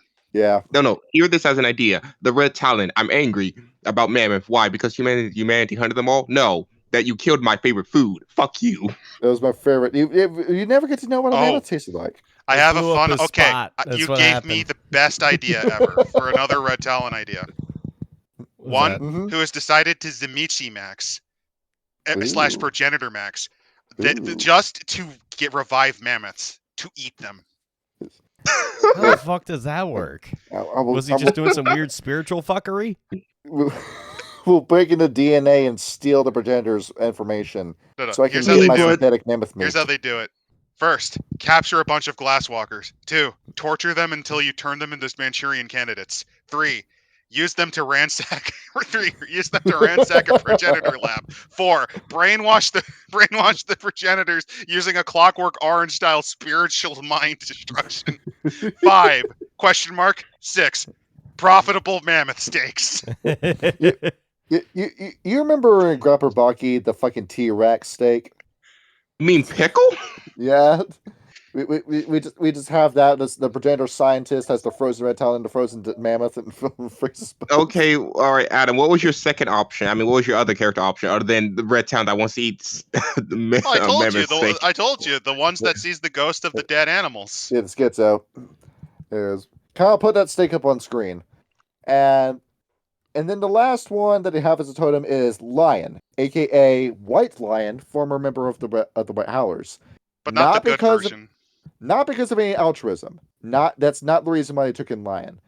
I know some people want to say, "Oh, Griffin was a good guy. He took in Lion." No, it's because lions were known amongst humans as the king of beasts. So when Griffin saw that Lion was unemployed, he reached over, dragged Lion over, and said, "Hey, we got a group here called the Lodge of the Predator Kings. You're a king animal. You want to become a king, buddy? You want to do that? Yeah." King. Oh, that's where the Predator King name came from. Yeah. Yeah, Keeley stole that when he Yeah. rewrote Werewolf into Forsaken because he thinks that Apocalypse sucked and that you're wrong for playing Werewolf the way you did. Is it? I love how that man just I will say backstabbed all his this here. coworkers. Canonically, in real life, there was a breed of lion. In Europe, they were called the Manus lion, but the Romans hunted them to extinction. Oh yeah, the Yeah. European lions, they existed. There was also the Barbary lion, which existed until the 20th century. And then the Nemean lion, which got in a fist fight with Hercules and lost. Who And it sent me a died. fucking friend on vote? My point There's is a lot here. of big cat animals that went extinct in Europe because I think there was also a European leopard. Oh, yeah. A lot of Europeans, let's just say Europeans were effective hunters. That's the most. Tigers also, well, it's also because they developed those areas. Wolves also were pretty much extirpated in Europe. All you white folks killing them animals. Nice. I'm sorry. It's just like, it's the weird thing. Like, you're trying to go with this poetic trauma, but I can only see them now as, I have ruined my life. I have nothing left but to holler. At this point, it really is just the entire tribe at the end of their rope lashing out in every direction. And now, here's the thing about this, with the perspective too, because let me bring this up. We're kind of like past the point, but I want to bring it up again. Kyle, Yes. what is objectively the best group of the best faction of Vampire the Masquerade? Fuck. The Assamites? That's the wrong answer. It's the Sabbat. It's the wrong. But the thing is with Sabbat, would you call them good people? Oh, God, no. Because we love the Sabbat on this channel. Yes. We love these guys. They are right about everything they're talking about. Yep. But it's still a group of psychos that get off on the idea of eating people alive. Yep. Also, don't forget that some of their apocalypse scenarios, they're actually just pawns of elders anyway. Exactly that, because the entire faction was based off the back of a lie and misinformation. But in Which this is funny case, because they're still right. and when it comes to the other factions, we shit on the Anarchs a lot, but we're still using Anarch characters in our games. We have an Anarch game that we're running right now on this channel. Well, that's because it's But- fun. But we have a pretty low opinion on the Camarilla, don't we? Yeah, comes it's basically just a centuries old Ponzi scheme. Now, granted, The way I play it is more as is more of a bridge club or like Skull and Bone Society. You play it like a fraternity. this big evil fraternity and the fat bros are all in their 80s and 90s. Or as like the corrupt dudes. small-time sheriff, like, well, welcome to our here fine town. Don't cause no trouble, you hear? You should leave this county. And then you're out after sunset. I and find then them you actually get- quite you're fun found to dead play. with a bite mark in your neck. I find them actually quite fun to play because you can either play the conniving route or you just have to deal with that shit as you're just trying to live your second life. No, but granted, Kyle, why are the Camarilla necessary in the World of Darkness? Well, it prevents humans from learning the truth about supernaturals. It prevents the Sabbat from killing them all. Well, That's true as well. also, keep in mind, every time Vampire tried to work with or rule over a human, they fucked around and found up. First city, second city, Carthage, Inquisition 1. The entirety of the Crucible of God scenario. Yeah. And you could say, with a perspective flip, are the Camarilla actually doing humanity a favor in that regard? No, Because because a lot of the people responsible for stuff like Rome's collapses were eventually Camarilla because they had the influence. Well, in the Modern Knights, because we're looking at Sabbat that has completely lost the plot after 3 civil wars with itself. Oh yeah, the original incarnation before like the Path of Night idiots and the genuine freaks among the Zimichi. Like the original Sabbat compact was actually pretty impressive. It was a good idea and it went down the fucking drain. And now the two groups aren't really who they used to be anymore. The Camarilla went from basically the Vampire Illuminati to a group of, if you want to put the perspective in place, shepherds who are keeping humanity on the track that they want while simultaneously trying to prevent the Antediluvians from rising up again and vampire lunatics like the Sabbat from devouring them. Because they are the elites right now and they don't want to lose that power. Exactly that. So would you say they're doing humanity a favor? They're still having to eat people, but they don't kill them. Or at least not intentionally. Let's think on this based on the different cities that are by night and run by. New Orleans is a violent nightmare, and it was in the 90s, so with the whole no. like Epstein child ring. Chirac, no. Mexico City, God no, but that's Sabat. Mm-hmm. London, that's not. That's Mithras' realm. Yep. Chicago. Chicago's a dumpster fire. No. Yeah, they killed after they killed Loden. Yeah. Yep. No, even before they killed Loden, it was a dumpster fire. New York Boston ran is by the actually one of seventh the best places. generation, so also no. New York pulled itself out of its after they kicked the Sabat out. New York kind of pulled itself up, but that's because of the younger blood. It's And still Boston. ran by the seventh generation. I'm not giving them they a killed double. him. Like Job Salbert killed him. Oh, did he? In 2000. Yeah, in 2000 he kills them all. Okay. But we do have Boston, I mean, Massachusetts. we saw LA degenerate into a nightmare. Yeah, you're Well, gonna try to the say Anarchs the took Anarchs over that, so. Yeah. Well, you like how they're trying to say the Anarchs are great, but like the time they wrote that was like less than a decade after the LA riots. It's up to that. They Really? refuse to do anything about it because of this shit. And then the Kuei Jin are coming into San Francisco right now doing a better job of running the city. Of course they are. Exactly, because Right into the ground, because if you look at their homeless population, whoa, buddy. Whoa, buddy. But you could say that, like, with a perspective flip of the Red Talons, the Red Talons think they're like the Cameron in this case. That they're the only group that really sees the world for the way it is, that have this vision that we're trying to protect wildlife and all these wolves, when really you're the Cameron the way that the Anarchs see them. Now that I understand werewolf politics being more like a popular front a la Spanish Civil War, yes, the Red Talons would be not like from Spanish Civil War point of view, but if we had to go with like left populist idea, they are the Juchists. Yes. They are the hyper Mao Zedong third world thought people who believe that you should be able to boil children alive because their parents were reactionaries, and as a result, they are already tainted by association. And when you have them collude, with the rejected anarchist Ratkin, because they're also that level of crazy, that makes a lot more sense to me. And they also tag team with your Stalinist wannabe, with your tankies, which are the Shadow Lords. Kyle, you must now make the Chinese Red Talon in your next game. So this makes a lot more sense to me now. I will say this: congratulations, you actually made me think about it before still rejecting them, just because I think I fundamentally do not click with it. Because that is now elevated it out of the bottom 3. Well, it's just like that's why with it's still in my bottom 5, but still. Like we have a low opinion of the Cameron on this channel, but a lot of vampire players have a very high opinion of the Cameron. You have people that think the Technocrats are good guys. Technocrats are the fun guys. They're not the good guys. Yeah, no, hell fucking no. Like, I mean, given that the NWO directly works with the fucking worm in some cases. Yeah, basically. Yeah. Like, they're what you play when you want to have fun. Where I'm surprised my traditions. My trads game. Oh yeah. Kyle, do you want to do the tribes? No camps. Do you want to do the camps? So the camps for the Red Talons. So as we said, how there do are you only want to kill everybody? 3 of them. Oh yeah. Oh, I mean, any more than 3, they count like orcs. So you got 1 too many. Oh. How many fingers on my hand? 3. All right, that's how many tribes you have. Right, I've only got 3 fingers, so I guess there's 3. Oh, they just can't understand a count larger than 2. Whoa, too many. Pull up the abacus. Pull up the abacus. The what? The abacus. Wait, what's the abacus? It's just a bunch of pine cones that they sort on a string. Yeah. There was no engine in the vehicle. I'm gonna keep the stake up if that's cool.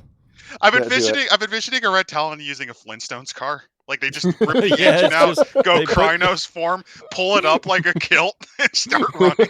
Yep. That's great. Lodge of the Predator Kings. Yes. So, the Lodge of the Predator Kings, they typically tend to run as Hispo, and they claim that this is the true form of the Red Talons of old.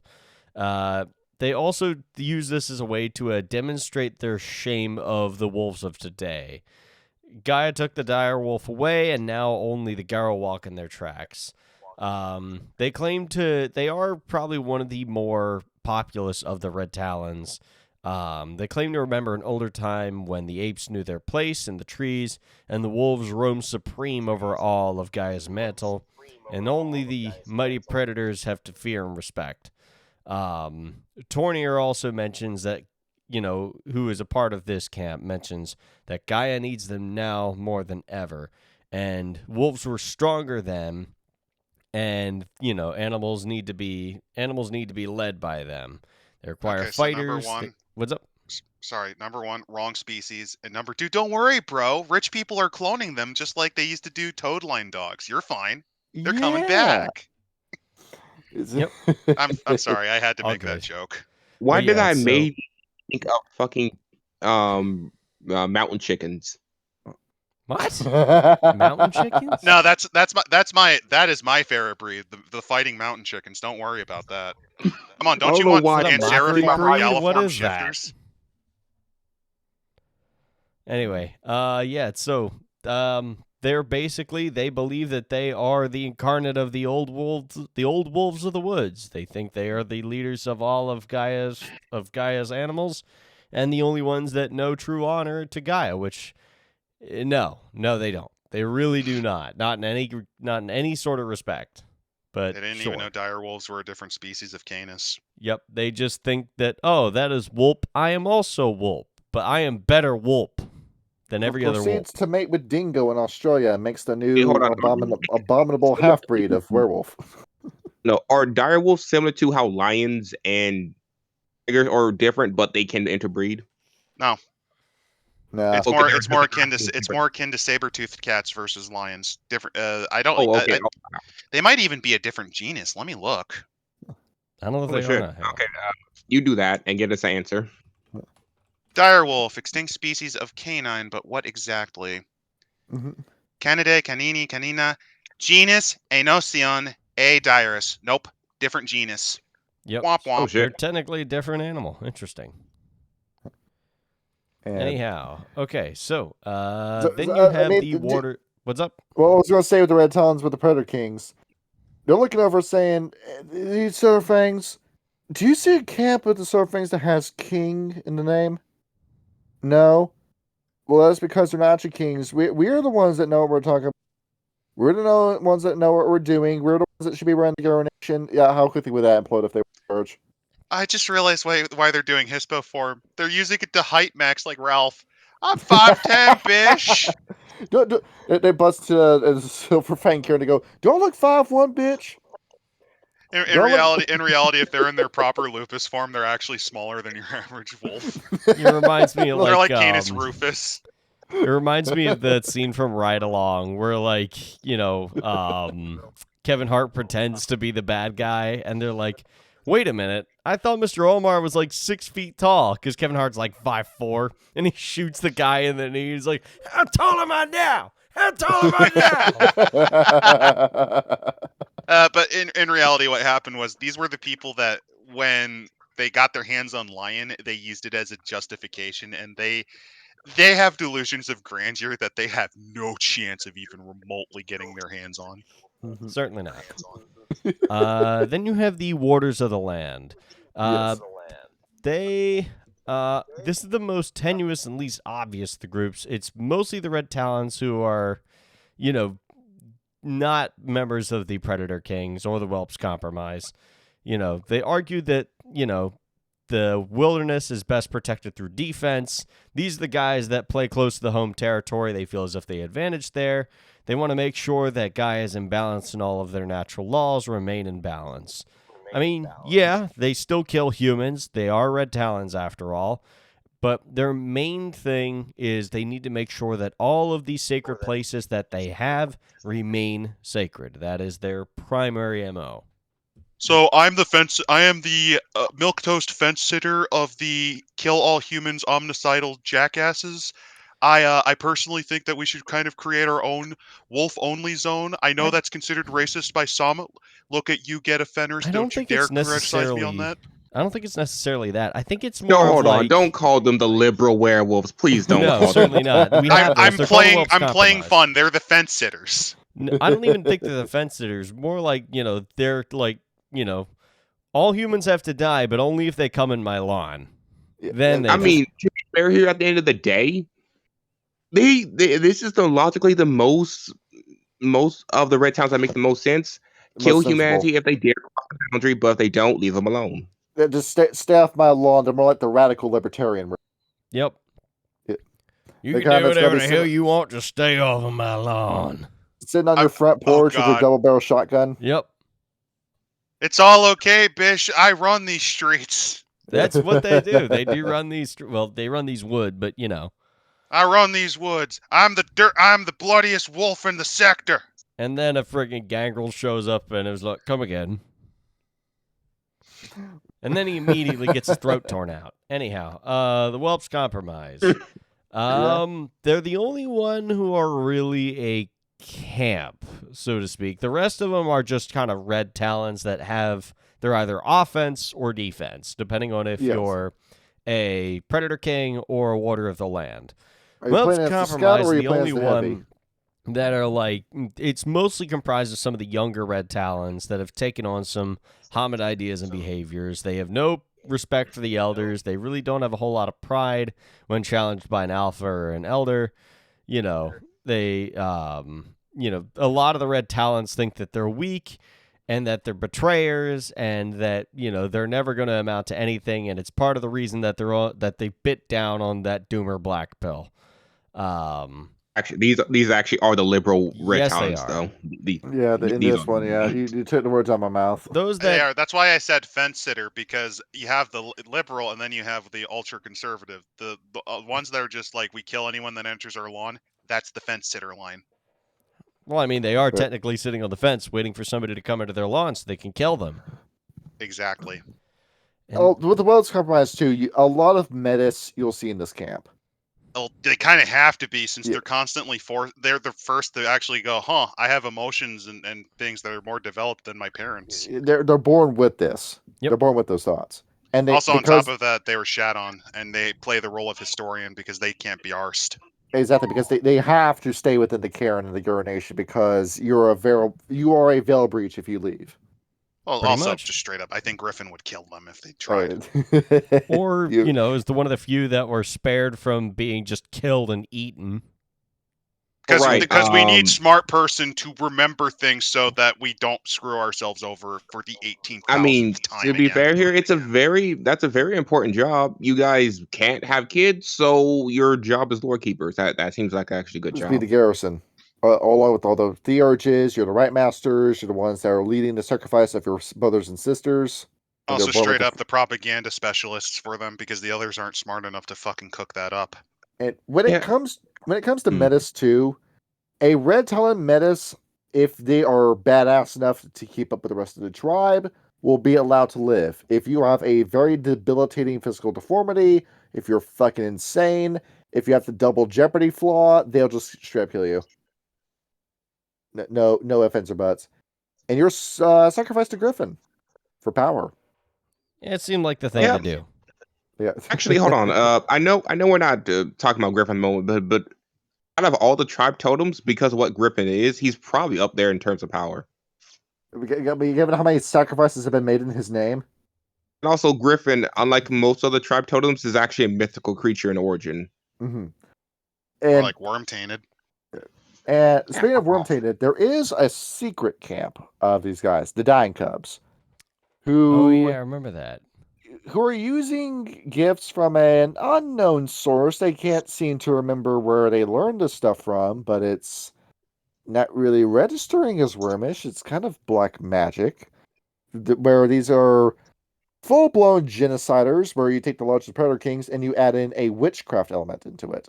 Specifically, verbena blood magic, where you kidnap a man, you proceed to do the rite of healing the land, where you must torment a man for 14 days straight and then crack him open like a piñata, spill his blood on the ground, and it will purify a land.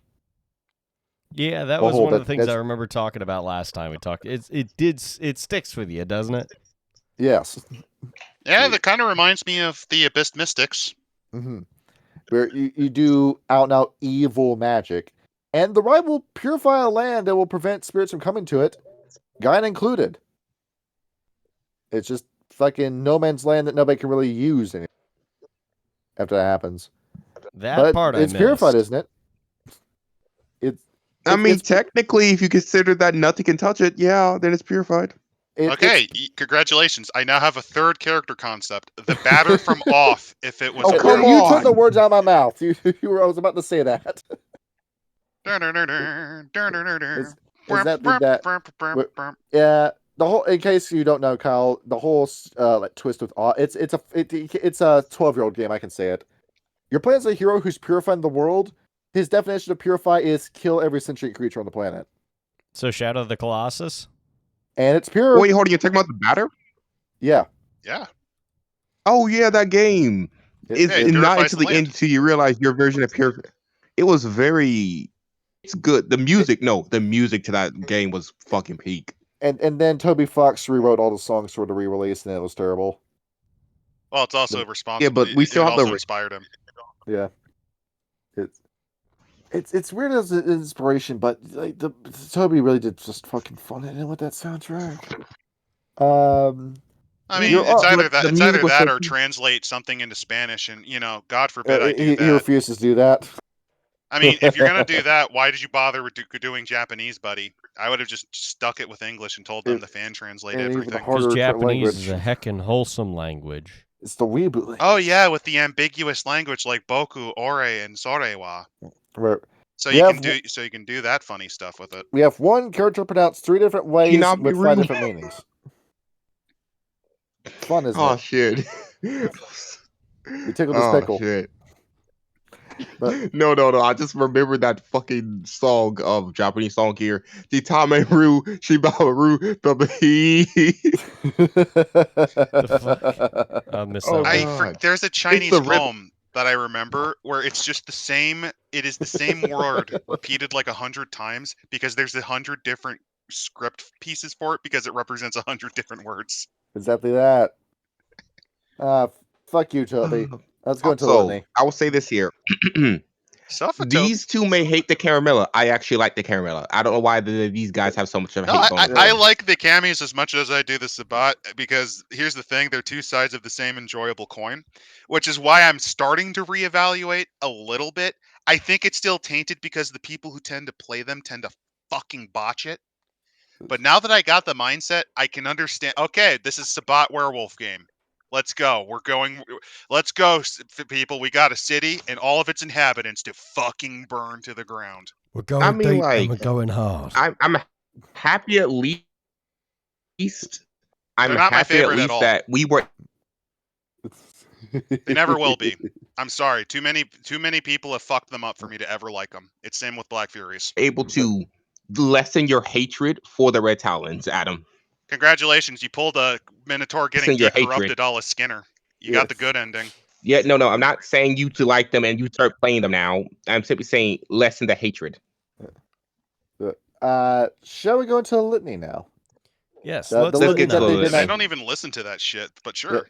Yeah, they didn't even write this shit. Let's see what they think of it. They don't even know how to write half of them. Actually, all of them except for the Medi. There is. And the profile picture has been changed. There we go. Let's do it. Wait, can Concept to I you. can't. I got oh. one more character concept as a Red Talon. It's The concept is the Red Talon with 5 dots on academics. Just basically be the scholar gangrel. You're the scholar Red Talon. I remember there was someone who came up with a character that the reason that they were racist is because they actually spoke like 20 languages. So they understood every culture, and that's why they hated them that much. And he learned the languages specifically to insult them. It's literally the In Giga as Chat accurate of a way as learning about possible. other cultures just to be more racist to them. Yeah, you are racist because you don't understand them. I'm racist because I understand them. We are not the same. You're not the same. Precisely. Do you want to know what? You want to know one of the big reasons why they tore down why they made that open pit mine that is leaching pollution? Shows them all of the pornographic websites. They defile themselves, the ground that they spill on, and the earth to make this. They proceeded to waste their seed and poured it down the sink drain. It's deserve honestly their kind of deaths. hilarious. They Legitimately literally here. found a specific kind of rocks, infused them with lightning, and inscribed powerful runes onto them, and now they installed 20 degenerate porn mods for Skyrim. Now, this is very fucked up. I'm sorry. Before we get to Litany, one last thing. Out of all the ethnicities / races of the earth, who do you think the most racist is? Mine is the Asians.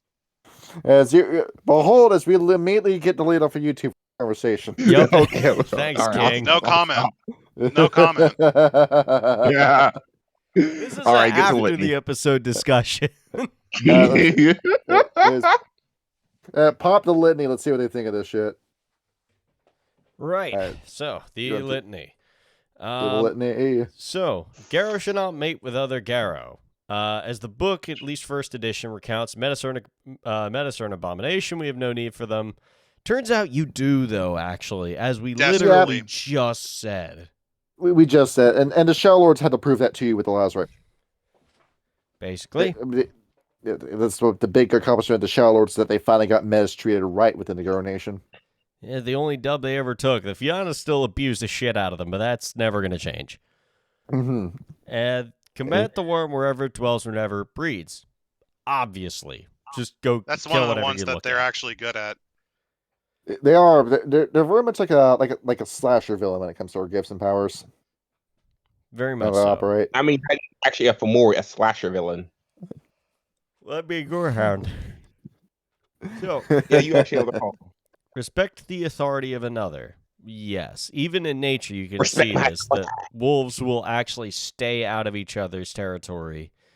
You know, They just do this, but at the same time, it's mostly because, much like Ethan Ralph, whenever they tried to start shit, they usually did very well when it was other people. When it comes up to Dollar ships in second edition, how many times have they gotten their ass beat by the Guy of Fenris? Or every history? single time. Exactly And that's why I was making the Ethan Ralph joke, where they just get punched once and they somehow bleed like 18 gallons of their own blood. You lose every street fight you get into. That's basically saying you got your ass beat by the most combat effective tribe. They got put in their place, and after that one loss, it completely shattered their ego. It's like the defeated lobster. Once a lobster experiences defeat, their entire posture changes. Have you ever witnessed Wait, like that's a just real the thing? lobster battle royale that goes on in the fucking supermarket? That shit's insane.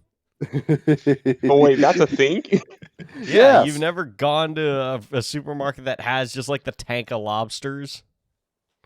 That sounds so fucking getaway, It's but I want to watch it. because they're solitary creatures, so when they're near each other, they legitimately throw down. The winner takes their territory, but because there's no territory, they just keep fight fighting every each other. second. It's fighting. It's like Itchy and Scratchy. Basically. Except an honorable surrender. No. Never- Well, I mean, not what's gonna funny happen. is that the book says any that roll on their back and show their throat should be spared. That does No. not count for humans. And they didn't do that with the Bunyip either. So Oh, they- yeah. They it don't only take. They don't applies take to Red prisoners. Talons. That's it. Mm-hmm. Which But- that is very much cow logic, cow behavior, joke idiot behavior. Everyone else has to follow these rules except me, bish. Exactly that. Everybody's I can stupid except me. I can flag your channel off of YouTube, but you can't flag my channel. No, That's what I you got. can't If you- flag my YouTube channel. No. If you want to know the truth about it, Submit to those of higher station. Garrow must have leaders, and they need to look healthy. They need to know how to hunt. They need to know how to fight. That just makes sense. But So fuck that's the why we Silver elected Fangs, Rip's though. toddler's They don't know faces how to do off. any of that The- shit. That's why we elected Rip's toddler's faces off.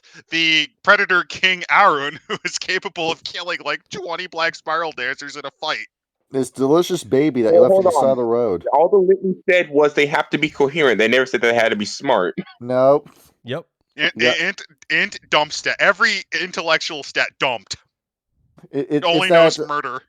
It's the job interview from Rec Room for a Dream. Can you hear me? Can you see me? Good. Go to work.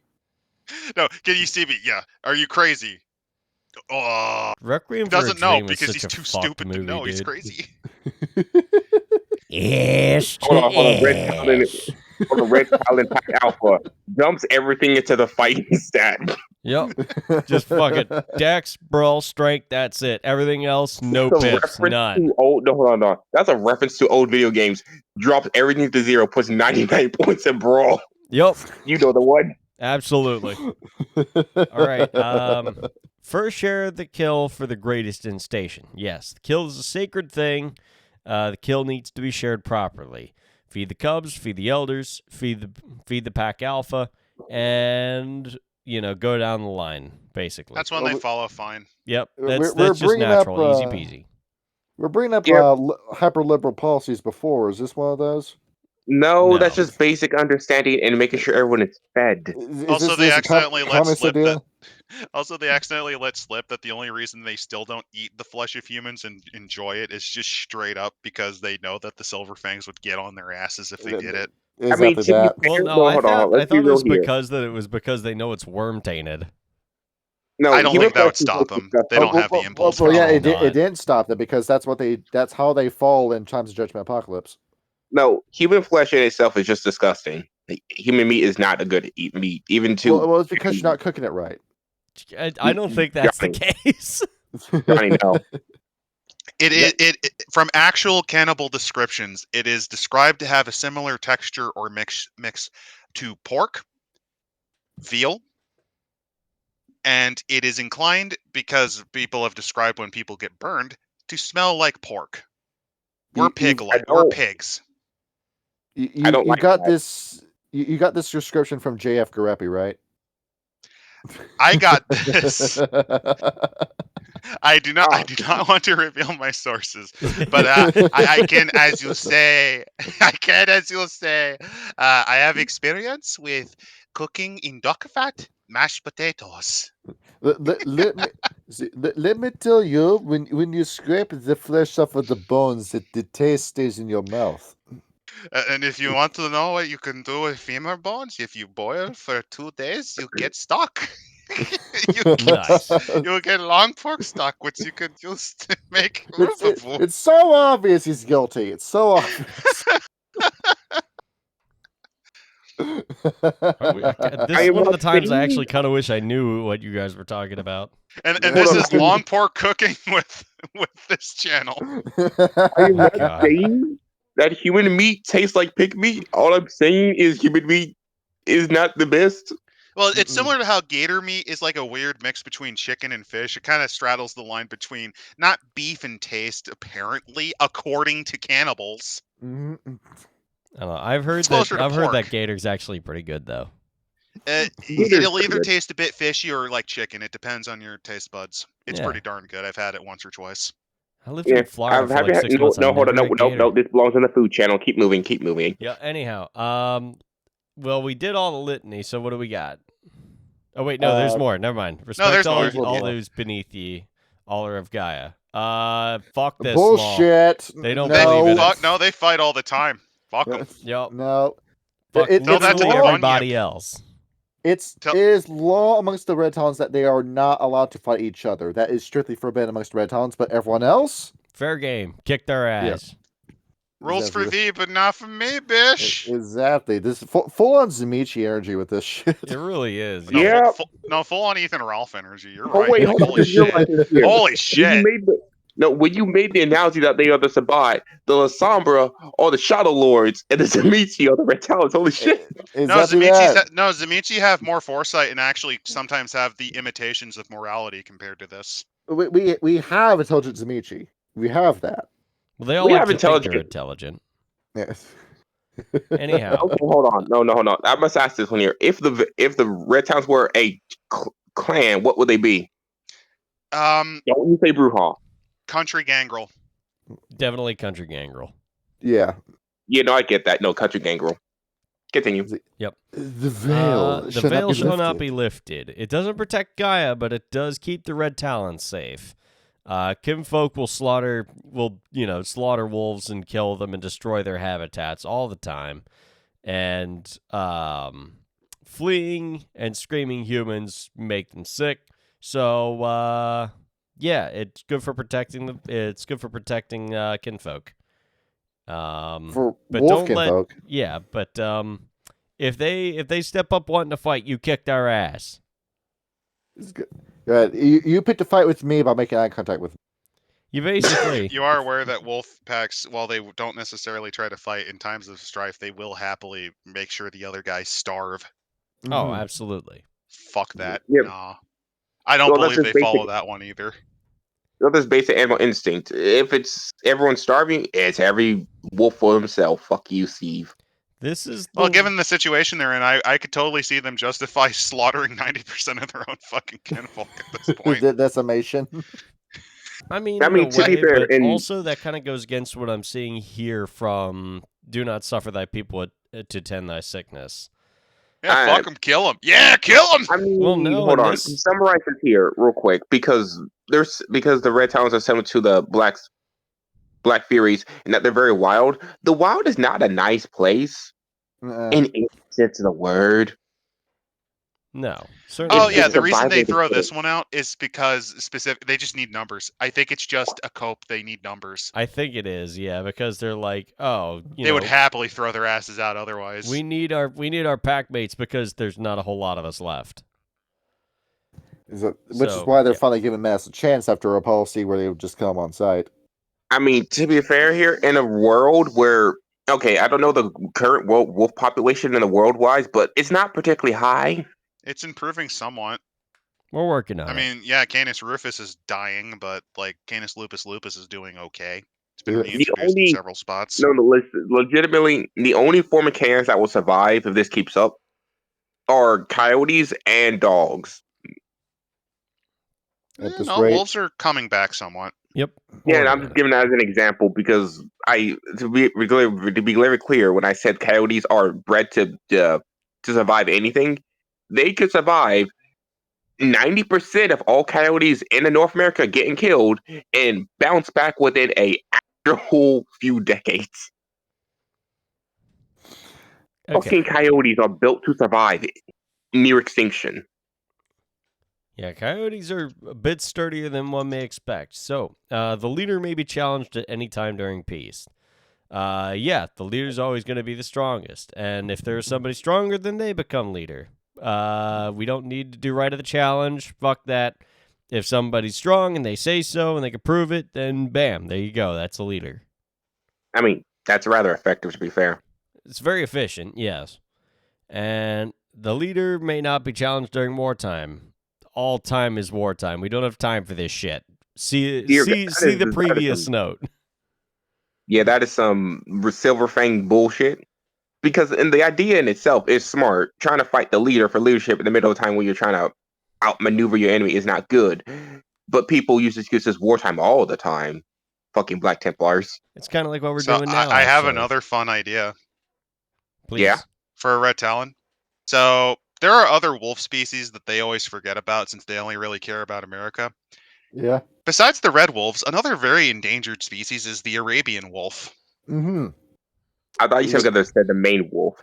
You can find it. Well, that's more in common with the fox than an actual wolf. Yep. Yeah, they're still wolves.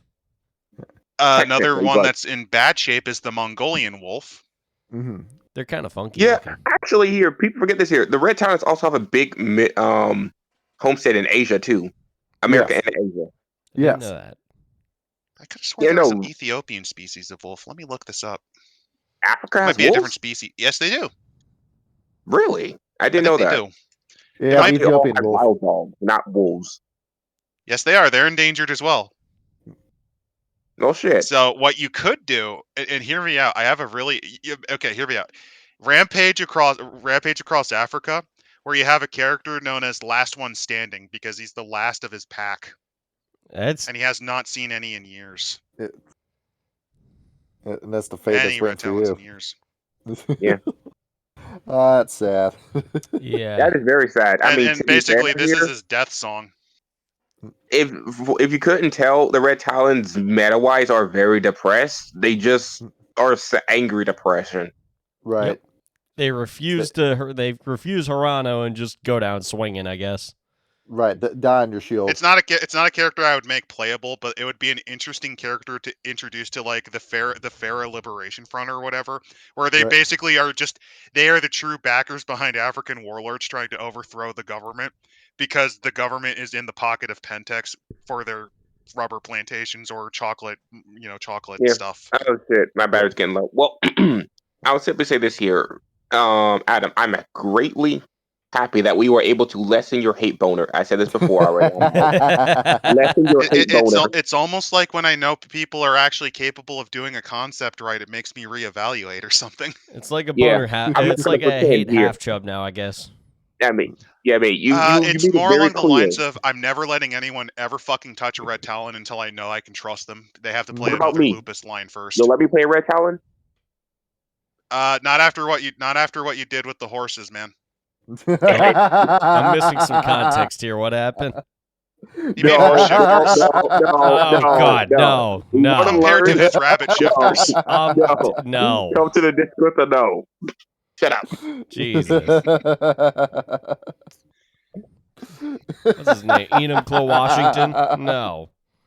If you Anyway. want to know, come to the Discord. End of You're gonna scenario. have to, yes. Oh yeah, I do actually need to, actually because the participate rabbit in the shifters are community. actually more serious. Like they actually are a more serious concept. And I there's am some pretty neat almost ideas done with behind my them. rare rabbit. I am almost done with them. I just need to work on the mutation table for them. Yep. One of the consequences of them being more wild aligned than most. And lastly, ye shall take no action that causes a cairn to be violated. Obviously. Oh, hell yes. They have a whole camp about this. You can't afford that shit anymore. We have an entire camp based around that principle. Yes, exactly. It's also Lords one of of the the few Land. things they actually commit to. Yeah, they are not willing to, even with other tribes, Karens. They're not willing to fuck with them. Not after what happened to the Bunyips. Yep. They learned their lesson then. Mm-hmm. Red Talons actually learned something. Feature that. Yeah. Well, it's because until the Get did their thing, they were bullied to shit and back. Oh, that's down. Completely bullied to shit and back for like the next 50 years. These were bomb bitches amongst the tribes, and these were the kind of guys that only had authority because of just how threatening they were. That's it. You only have anything to do with them because you're scared of what they're going to do if they say no. Basically, yeah. That's The it. best way to describe, especially in first edition, Red Talons in first edition are Ralph about 2022 era, where he still had the ability to holler. Yes. But he got busted for freezing power chat. Modern Knights, like revised, they're closer to like 2024, where like it's dying. Yep. Where we got the fucking turkey gizzard on your neck, everything's black and white, your skin is permanently red. You've fallen out of your chair like a few times, covered in your own piss. You broken arm. You give yourself cerebral palsy in your arm after you fell asleep on it for 36 consecutive hours. Someone thought you died at How one the point. fuck do you manage that? Yeah, So- that drugs. You're just describing the silver fangs, actually. Fucking both. the Mitchell written head of household ass. I mean, in fairness, you can compare the silver fangs to a lot of cows as well. Mhm. Like, I'm trying to think of a good one. Jack Scofani. Yeah, that's We're a still silver talking fang. about the Red Talons. Yeah, but get into this. There was ships. We could go tribe to tribe, or we could just very quickly summarize it for you and explain to you in wolf terms what they were thinking about. I mean, there isn't really much of a section on that in first edition. I mean, yeah, let's go with that idea. Just grab them tried by wolf standards. They do have an interesting Hobbit appearance that you rarely ever see. Oh yeah, Neanderthal kind of shit. Well, because they basically haven't intermingled with humans since like around the time of the crossing the Bering. They're Right. not Neanderthal. They're more like Cro-Magnon or early Homo sapien. Their skin is dark brown. Their hair is very black, very kinky, very wild. They have very bulbous facial features. Hold on here. They look more like a Glabro form, honestly. No. If you look at one idea, look at the image for Red Talons during the Dark Ages book, first edition. Where it's this big hairy man that looks like he just got thawed off a big iceberg. Now, in fairness, their skin color actually varies based on the climate. So, like, when I mentioned the Arabian and Ethiopian wolves, they would be dark skinned. If it was like the tundra wolf Red Talon, they'd be either Inuit or look like a Nanette or Sami. Right. Varying shades of brown in their Hobbit form. Yeah, It took me the longest damn time to figure out why in Inuit people have darker skin tones. It took me the longest time to figure out why. I'm a Getting dumbass. sunburnt by the snow. Yep, it was a reflection from the snow. That's exactly it. See, I was figuring it was more like, darker skin in order to absorb more sunlight, stay warmer in the winter. No, the reason why I originally thought I'm sorry for going on this tangent here, but we're getting near the end anyway. In fairness, they had to do that, and Red Talons revised anyway.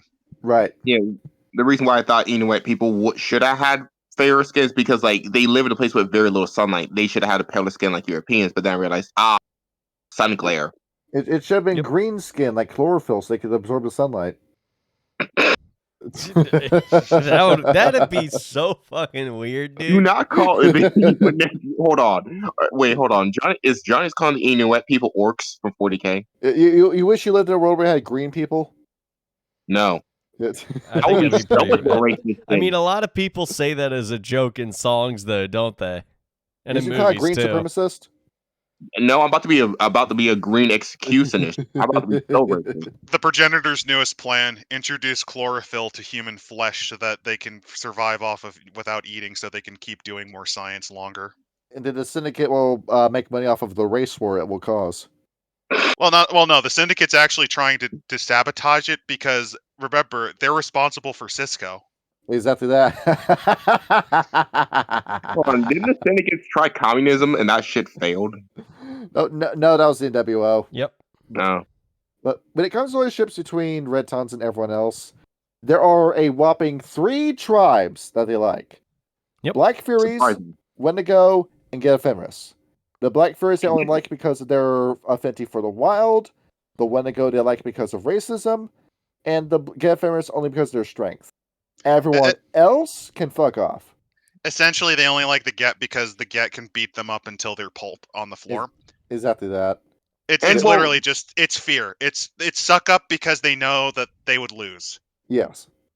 But the Wendigo, it's more, hey, you want to kill 99% of humanity? We will help you. And then we'll kill you when you're done celebrating. I'll be right proud to help you with that, brother. I mean, to be fair here, almost all Werewolves University respect strength, so that makes sense. And the Black Furies, if they start going into like the feminist paradigm, the Red Talons will think this is bullshit and they don't want to hear any of it. But if it's groups like the Freebooters or the Temple of Artemis, oh hell yes, they'd be down for that. Immediately. But you want to go and you want to revive a wild Cairn? Well, sign us up for it. Who we gotta kill? Basically, I'm just envisioning the Red Talon Red Talon pack just got outed for accidentally revealing their Black Furies folder. Basically, yeah. It's like, wait, no. I just thought about this random idea. It's their J. Caesar moment. Oh, okay. So hear me out. You take a Red Talon and you take a Glasswalker and you do basically a buddy cop film where you have a Red Talon and a Glasswalker. That's not possible because mechanically a Red Talon cannot work in the same tribe as a Glasswalker. No, they're not literally a ban. Yeah, it's a ban. Yeah, I'm not saying they can work in the same tribe. I'm just simply saying, as a joke comedy campaign, Red Talon, Glasswalker, you have to work together.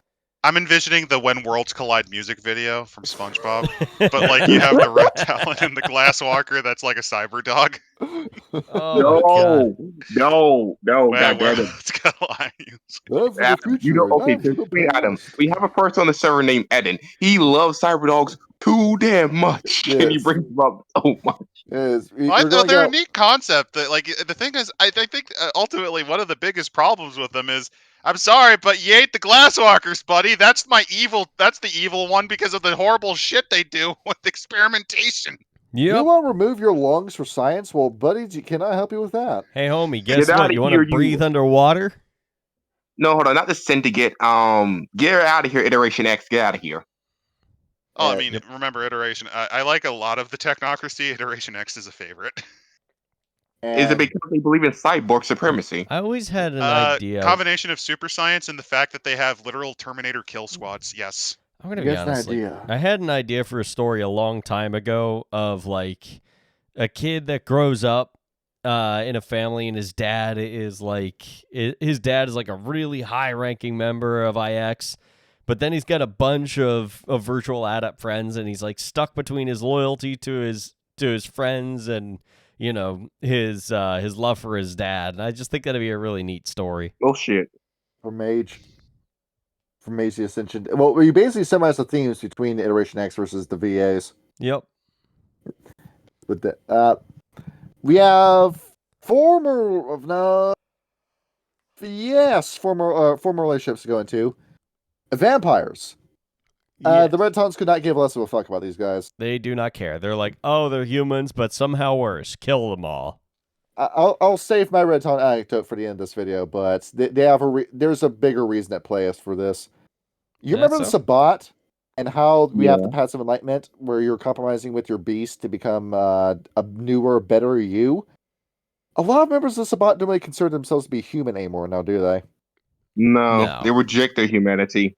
So the same with the Red Talons, where they look at the Sabbat, and because you're embraced by a vampire, you're no longer human, and you prey upon humans, so why are we fighting you? Because you're a worm-tainted creature of the Weaver. No, you're Weaver, because you're in stasis all the time. That's a relic. It's a relic. It's a relic of first edition where they were where they had very clear battle lines. I mean, to be fair, if you think about it in that sense, yeah, in a sense, a lot Shadow of Lords also got along real well with the Sabbat. Mm-hmm. Yeah, but only because our interests align, not because we like each other.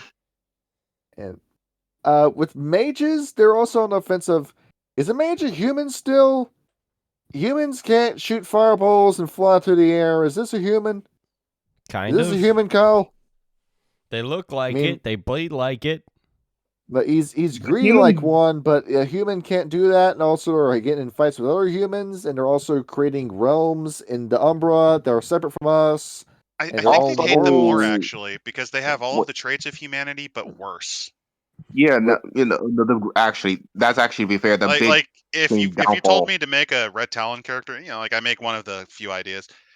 I would one of the few things that they'd have to make rage checks on would specifically be mages, just because they have the arrogance of humanity. They believe they can alter nature to their whim, however they wish, which is a big fuck you. And on top of that, they consider them they use their power for great harm against nature, particularly the technocracy. So yeah, I'm going to burn it all down, motherfucker, using all my power. To be fair, mages are just humans' arrogance, but arrogance on 11. It's insufferable to speak to a mage. Wait until they tell you about the paradigm and how they'll stop telling you about it. As soon as they start talking, that's when they kill him. A wraith. We killed that human already, and now he's back. I would say is eating the ghost a bad thing? Hey, can we kill him again? Indifference at that point? No. I would say indifference at that point because the human's dead. They're a natural part of life at this point. Whatever. And from Karen's Places of Power, they have a Karen defended by humans. They're by wraiths. Oh, well, the one up in Alaska, which is literally everybody that they killed there.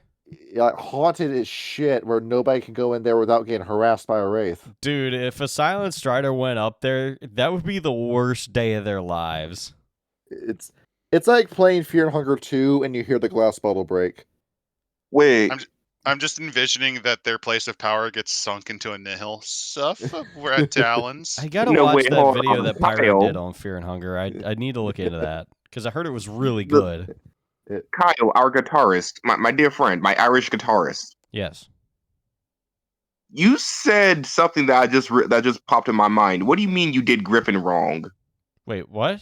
Oh yeah, so you didn't kill someone on sight with them? Yeah, what's her name? Ends the Road. Not Ends the Road. Who did not Trish. Fuck. Jen. Yeah, Jen. Jen mistakenly changed back into Hamid form to do something, and everybody threatened her. They all started growling. She's like, "Oh shit!" Right back into lupus form.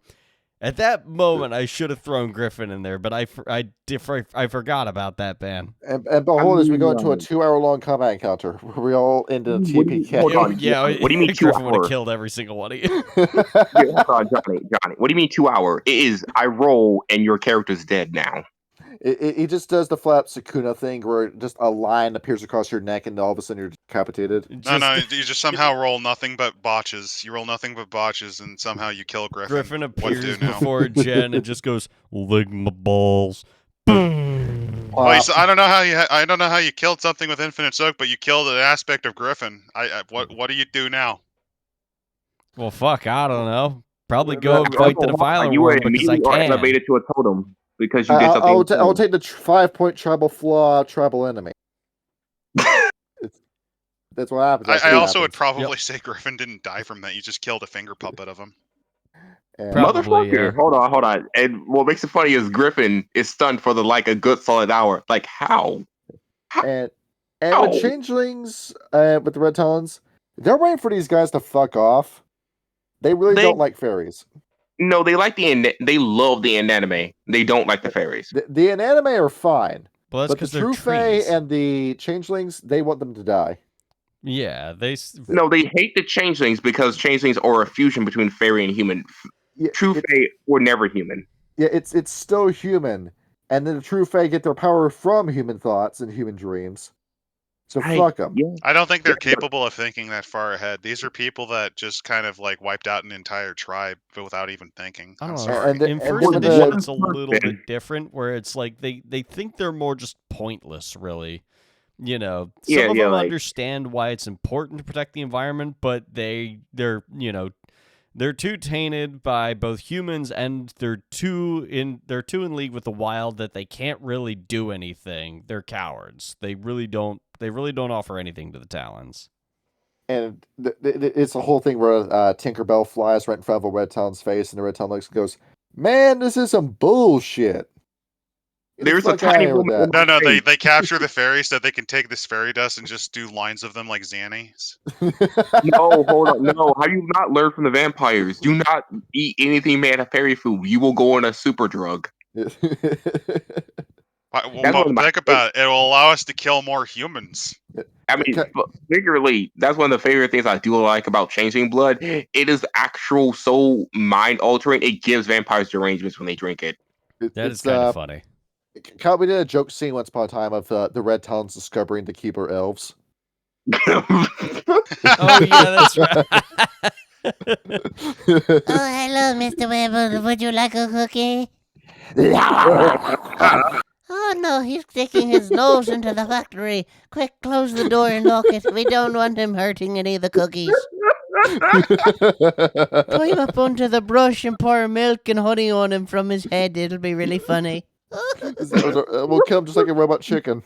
I'm just envisioning this werewolf like getting completely high on fairy cookies and just like I don't know, rolling in the ground like a fucking like honestly, just the little boggin walking through the forest, just like leaving little like honey candies on the ground, and the Red Talons just like sniff them, boggin through and through.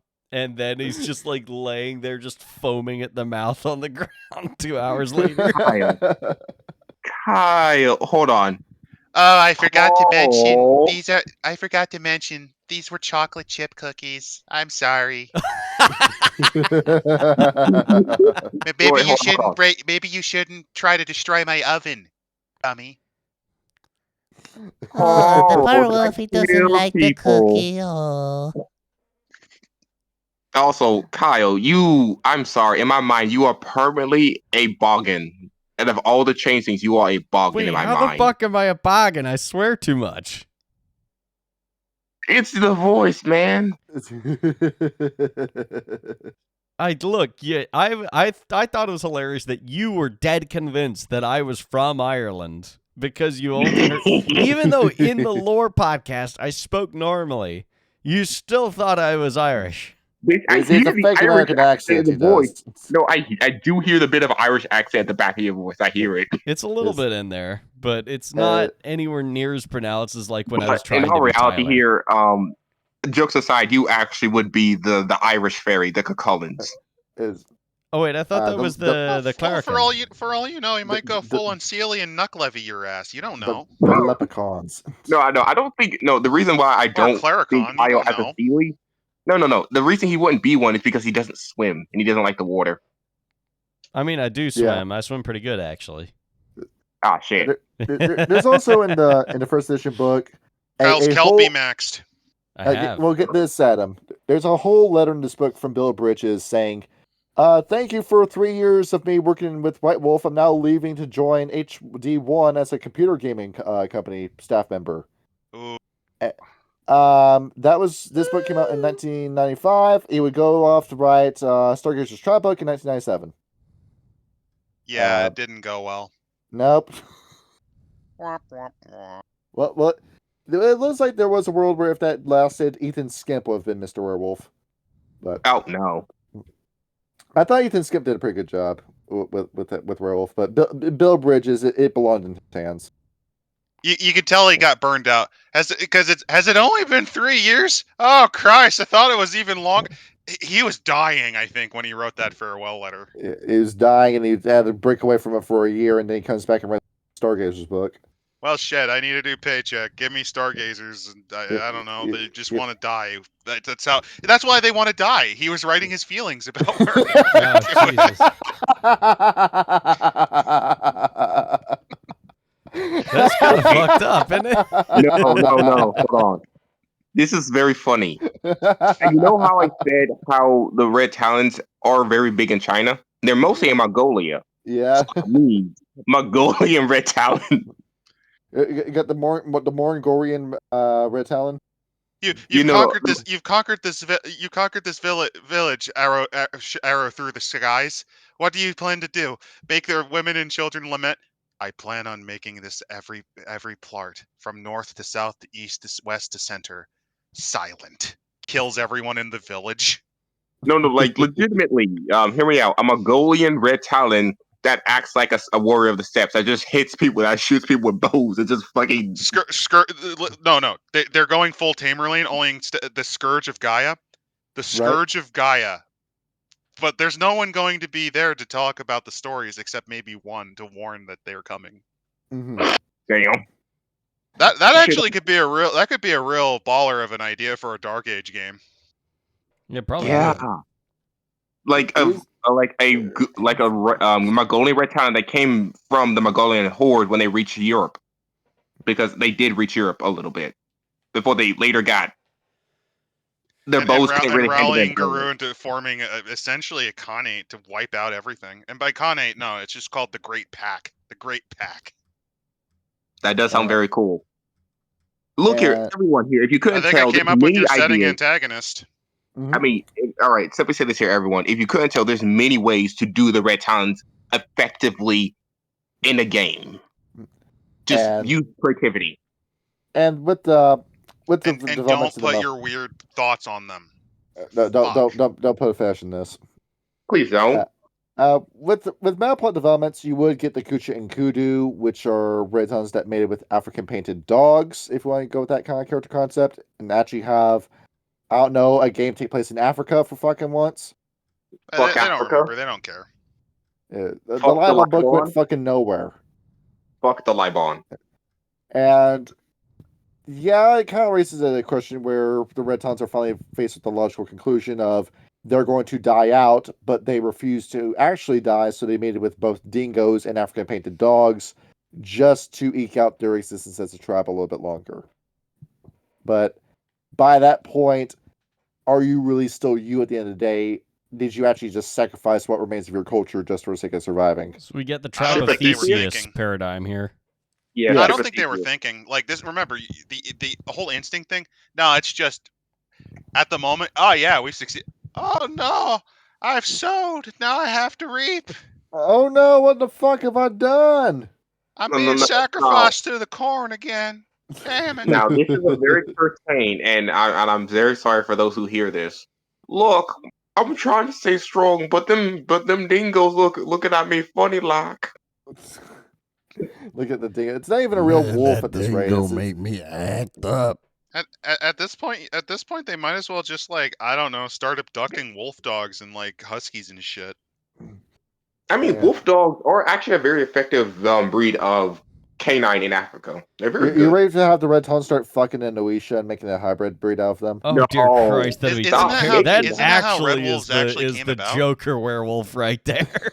No, isn't that actually how red wolves came about because of interbreeding like that? Wait, what's a red wolf? Canis lupus rufus, a subspecies of standard wolves, American, mostly in the South, almost completely extinct except in Texas. And they only have like 50 people left, 50 wolves But left. like, shit, man. No, hold on. I'm gonna say this now because this idea won't leave my head. At some point in whatever game, I'm going to make a Joker red werewolf. I'm just not gonna tell you when I'm gonna put it in the game. No. If you're gonna Joker Max, you need to make it a Nuisha that was forcibly danced the Black Spiral, captured by, like, they did a prank. They fell through a hole in the Malpheus. That's the equivalent of the Ace Chemical plant spill. And then they just came out laughing at the world's biggest joke, existence. That's an idea. Anyway, continue. And what's the next thing? Shall I? There's a specific rite in here that I'm looking for with this. Is that the one I'm thinking of? Is it the rite of the warding the lingering human? Okay, this is the one I'm looking for. Oh, yeah, okay. This one. Get ready to sing the song in the background, Kyle. Oh no. Okay. Let me read this verbatim. While Red Talons do not normally have a truck with the restless souls of dead humans, they do manage to create a fair number of ghosts. Human ghosts are capable of doing a great deal of harm to Red Talon Sept, leading enemies to the heart of Cairn and whatnot. Performing the warding of the lingering human, the rite requires the rite master to have a piece of the human's body or something that he touched in life. The Talon then must stand before the object with his back to the Cairn and snarl, howl, and bristle at the object. A few moments later, the Talon grabs the object with his teeth and shakes it until it falls to pieces. The ghost is therefore forbidden from entering the bond of the Cairn without expending a great deal of energy. So in case you're wondering why that Alaska Sept exists, that's how.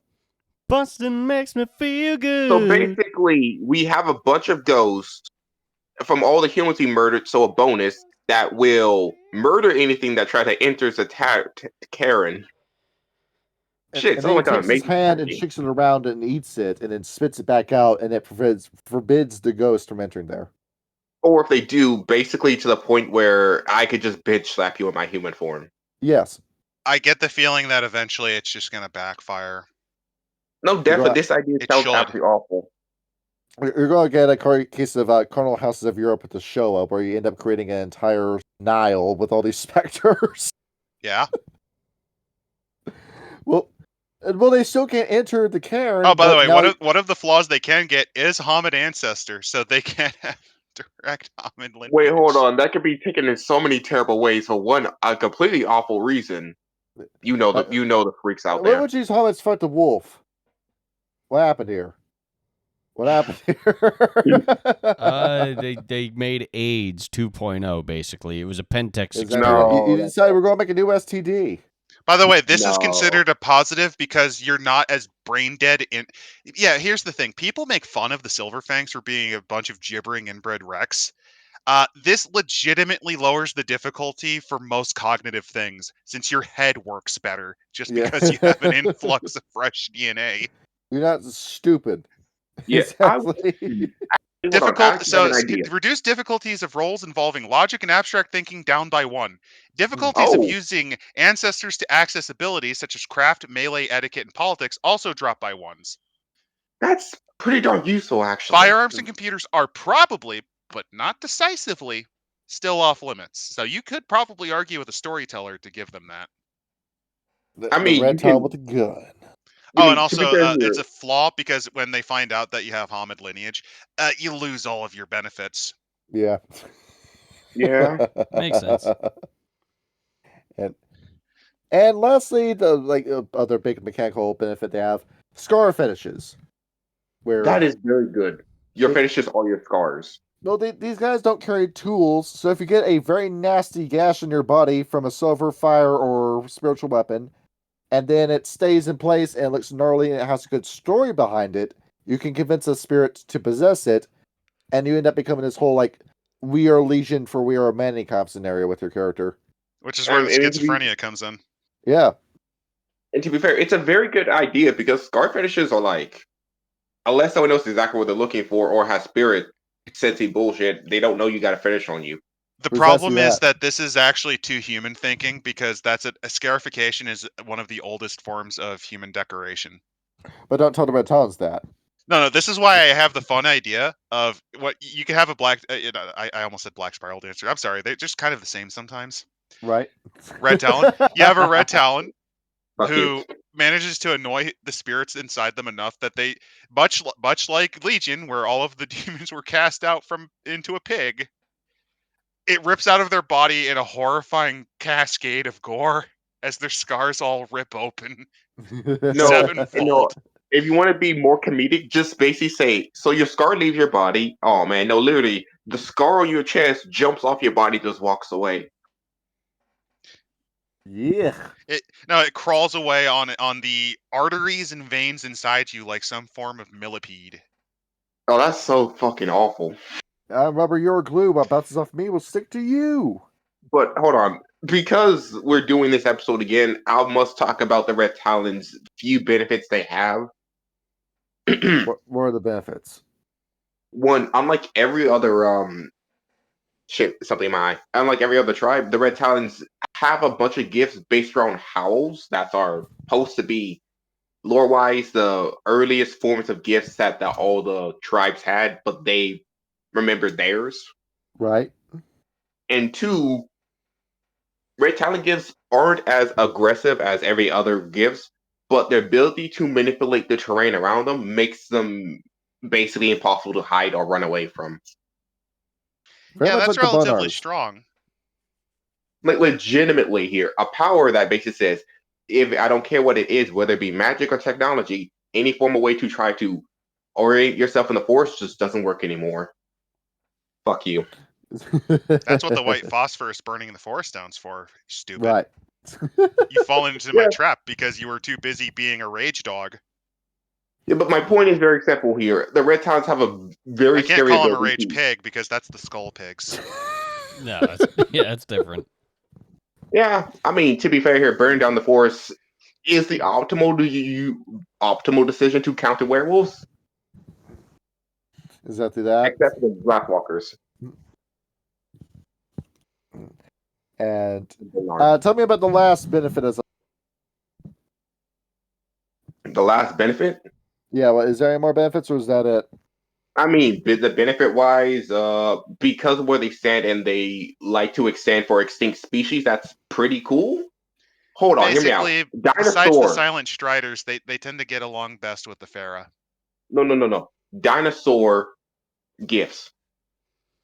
Oh Because yeah, they're all that's something extinct. they got. Yeah, that is something. From the Macaulay? Yeah, no, because the Red Talons represent extinct creatures, and that's the majority of their power. So a Red Talon hearing about dinosaur bones would be like, could I talk to the spirit of a dinosaur? Well, you just go to the Macaulay I for thought it that, was and they because would they tell were you kind about of it. buddy. I mean, like, it's an idea, and that does work, because hear me out. Oh, it's an idea, so it's not actually in mechanically. No, it's not in there, but fuck, man, it's a very cool logical example. Go to any extinct species. That's a Red Talon's benefit. Damn. I summoned a sea scorpion from the ocean, suffer and die from it. It'd still be cool. Don't you want to be eaten alive by a horde of trilobites? Oh my god, that'd be honestly horrifying. Nautilus. You start blasting them. Wait, why is it working? You forget the carapace of a trilobite is akin to stone. They're partially silicon based. No, Nautilus Red Talon gift. It's a gift from a Nautilus to the Red Talon. Howls and a wave of tentacles come out of its mouth to grip onto you. I feel like that's wormish in nature. No, actually not. People forget this here. Mutations is actually of the wild, not the worm. That's fair. It is, because if it's a mutation that's fucking killing you, that's wormish. But if it's a mutation that improves upon you, that's wild. Yeah. Yep. Is that? This is why cancer, even though it's technically a mutation, is of the worm, not of the wild. Yeah. I believe that's enough for an episode. I think we're good on time. Yep. Now the horse shifters. Hear me out, Adam. There it is. No. All right. If there's a woman with a beautiful horse asshole, would you fuck her? No. Should I tell you what some of the gifts are? No. The get about the Red Talons or the horses? The horses, because I remember a few of them. Oh god. Well, tell it off camera. Adam, no. Yeah, click the Discord link down below if you want any of this information. No, I'm taking the link. So anyway, here's something that the horse shifters can get involving. All right, evolving your asshole growing in size. You know what? Getting You know what? hole punched. I'm just acting like this on purpose here.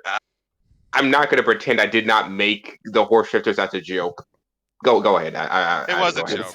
Bro literally just played that horse racing anime and was like, "Nah, I wanna make a fucking changeling breed about that." So there's the gift that gives male horses breasts. Yeah. Yeah. You squeeze them together. It's because it produces milk. It also Okay, gives them a Hassan. fat ass. Is that? No, that's Vosh. Close enough. They're all the same. But yeah, I'll simply summarize it here. The horse shifters was based upon Indians and also milk. I don't know why I went to milk. But Because you had the challenge because you saw a random picture of some horse furry thing with giant boobs and said, "I'm gonna make a shifter out of this." All right, You no, got I'm horny, ending you the pumped your episode. cock in I'm the ending the story. episode. We're done. Good night. I'm very happy we got to do another Red Talons episode. I feel like the first episode's still relevant, but you know what? This was more of an open discussion episode. We had more to say. I have no shame. Yeah, I legitimately have no shame for that. See, it's a sequel to what we already did. no. Yes. But the rare rabbits, I forget the exact title I gave for them, but I'm doing them a lot Those more ones seriously. are completely serious. If you're wondering, the challenge was at least, I think, what was it? It's better than Grant 1/5 of Case's fucking Lepic shit. Well, 1/5 of it was supposed to be porn-brained. Right. God, Part of it, but fucking most because damn rabbits it. are a universal sex symbol. Is. And we're going to talk about that sex as soon as Kyle hits that OBS button. Yeah, no, good night, Yeah, but- everybody. GN.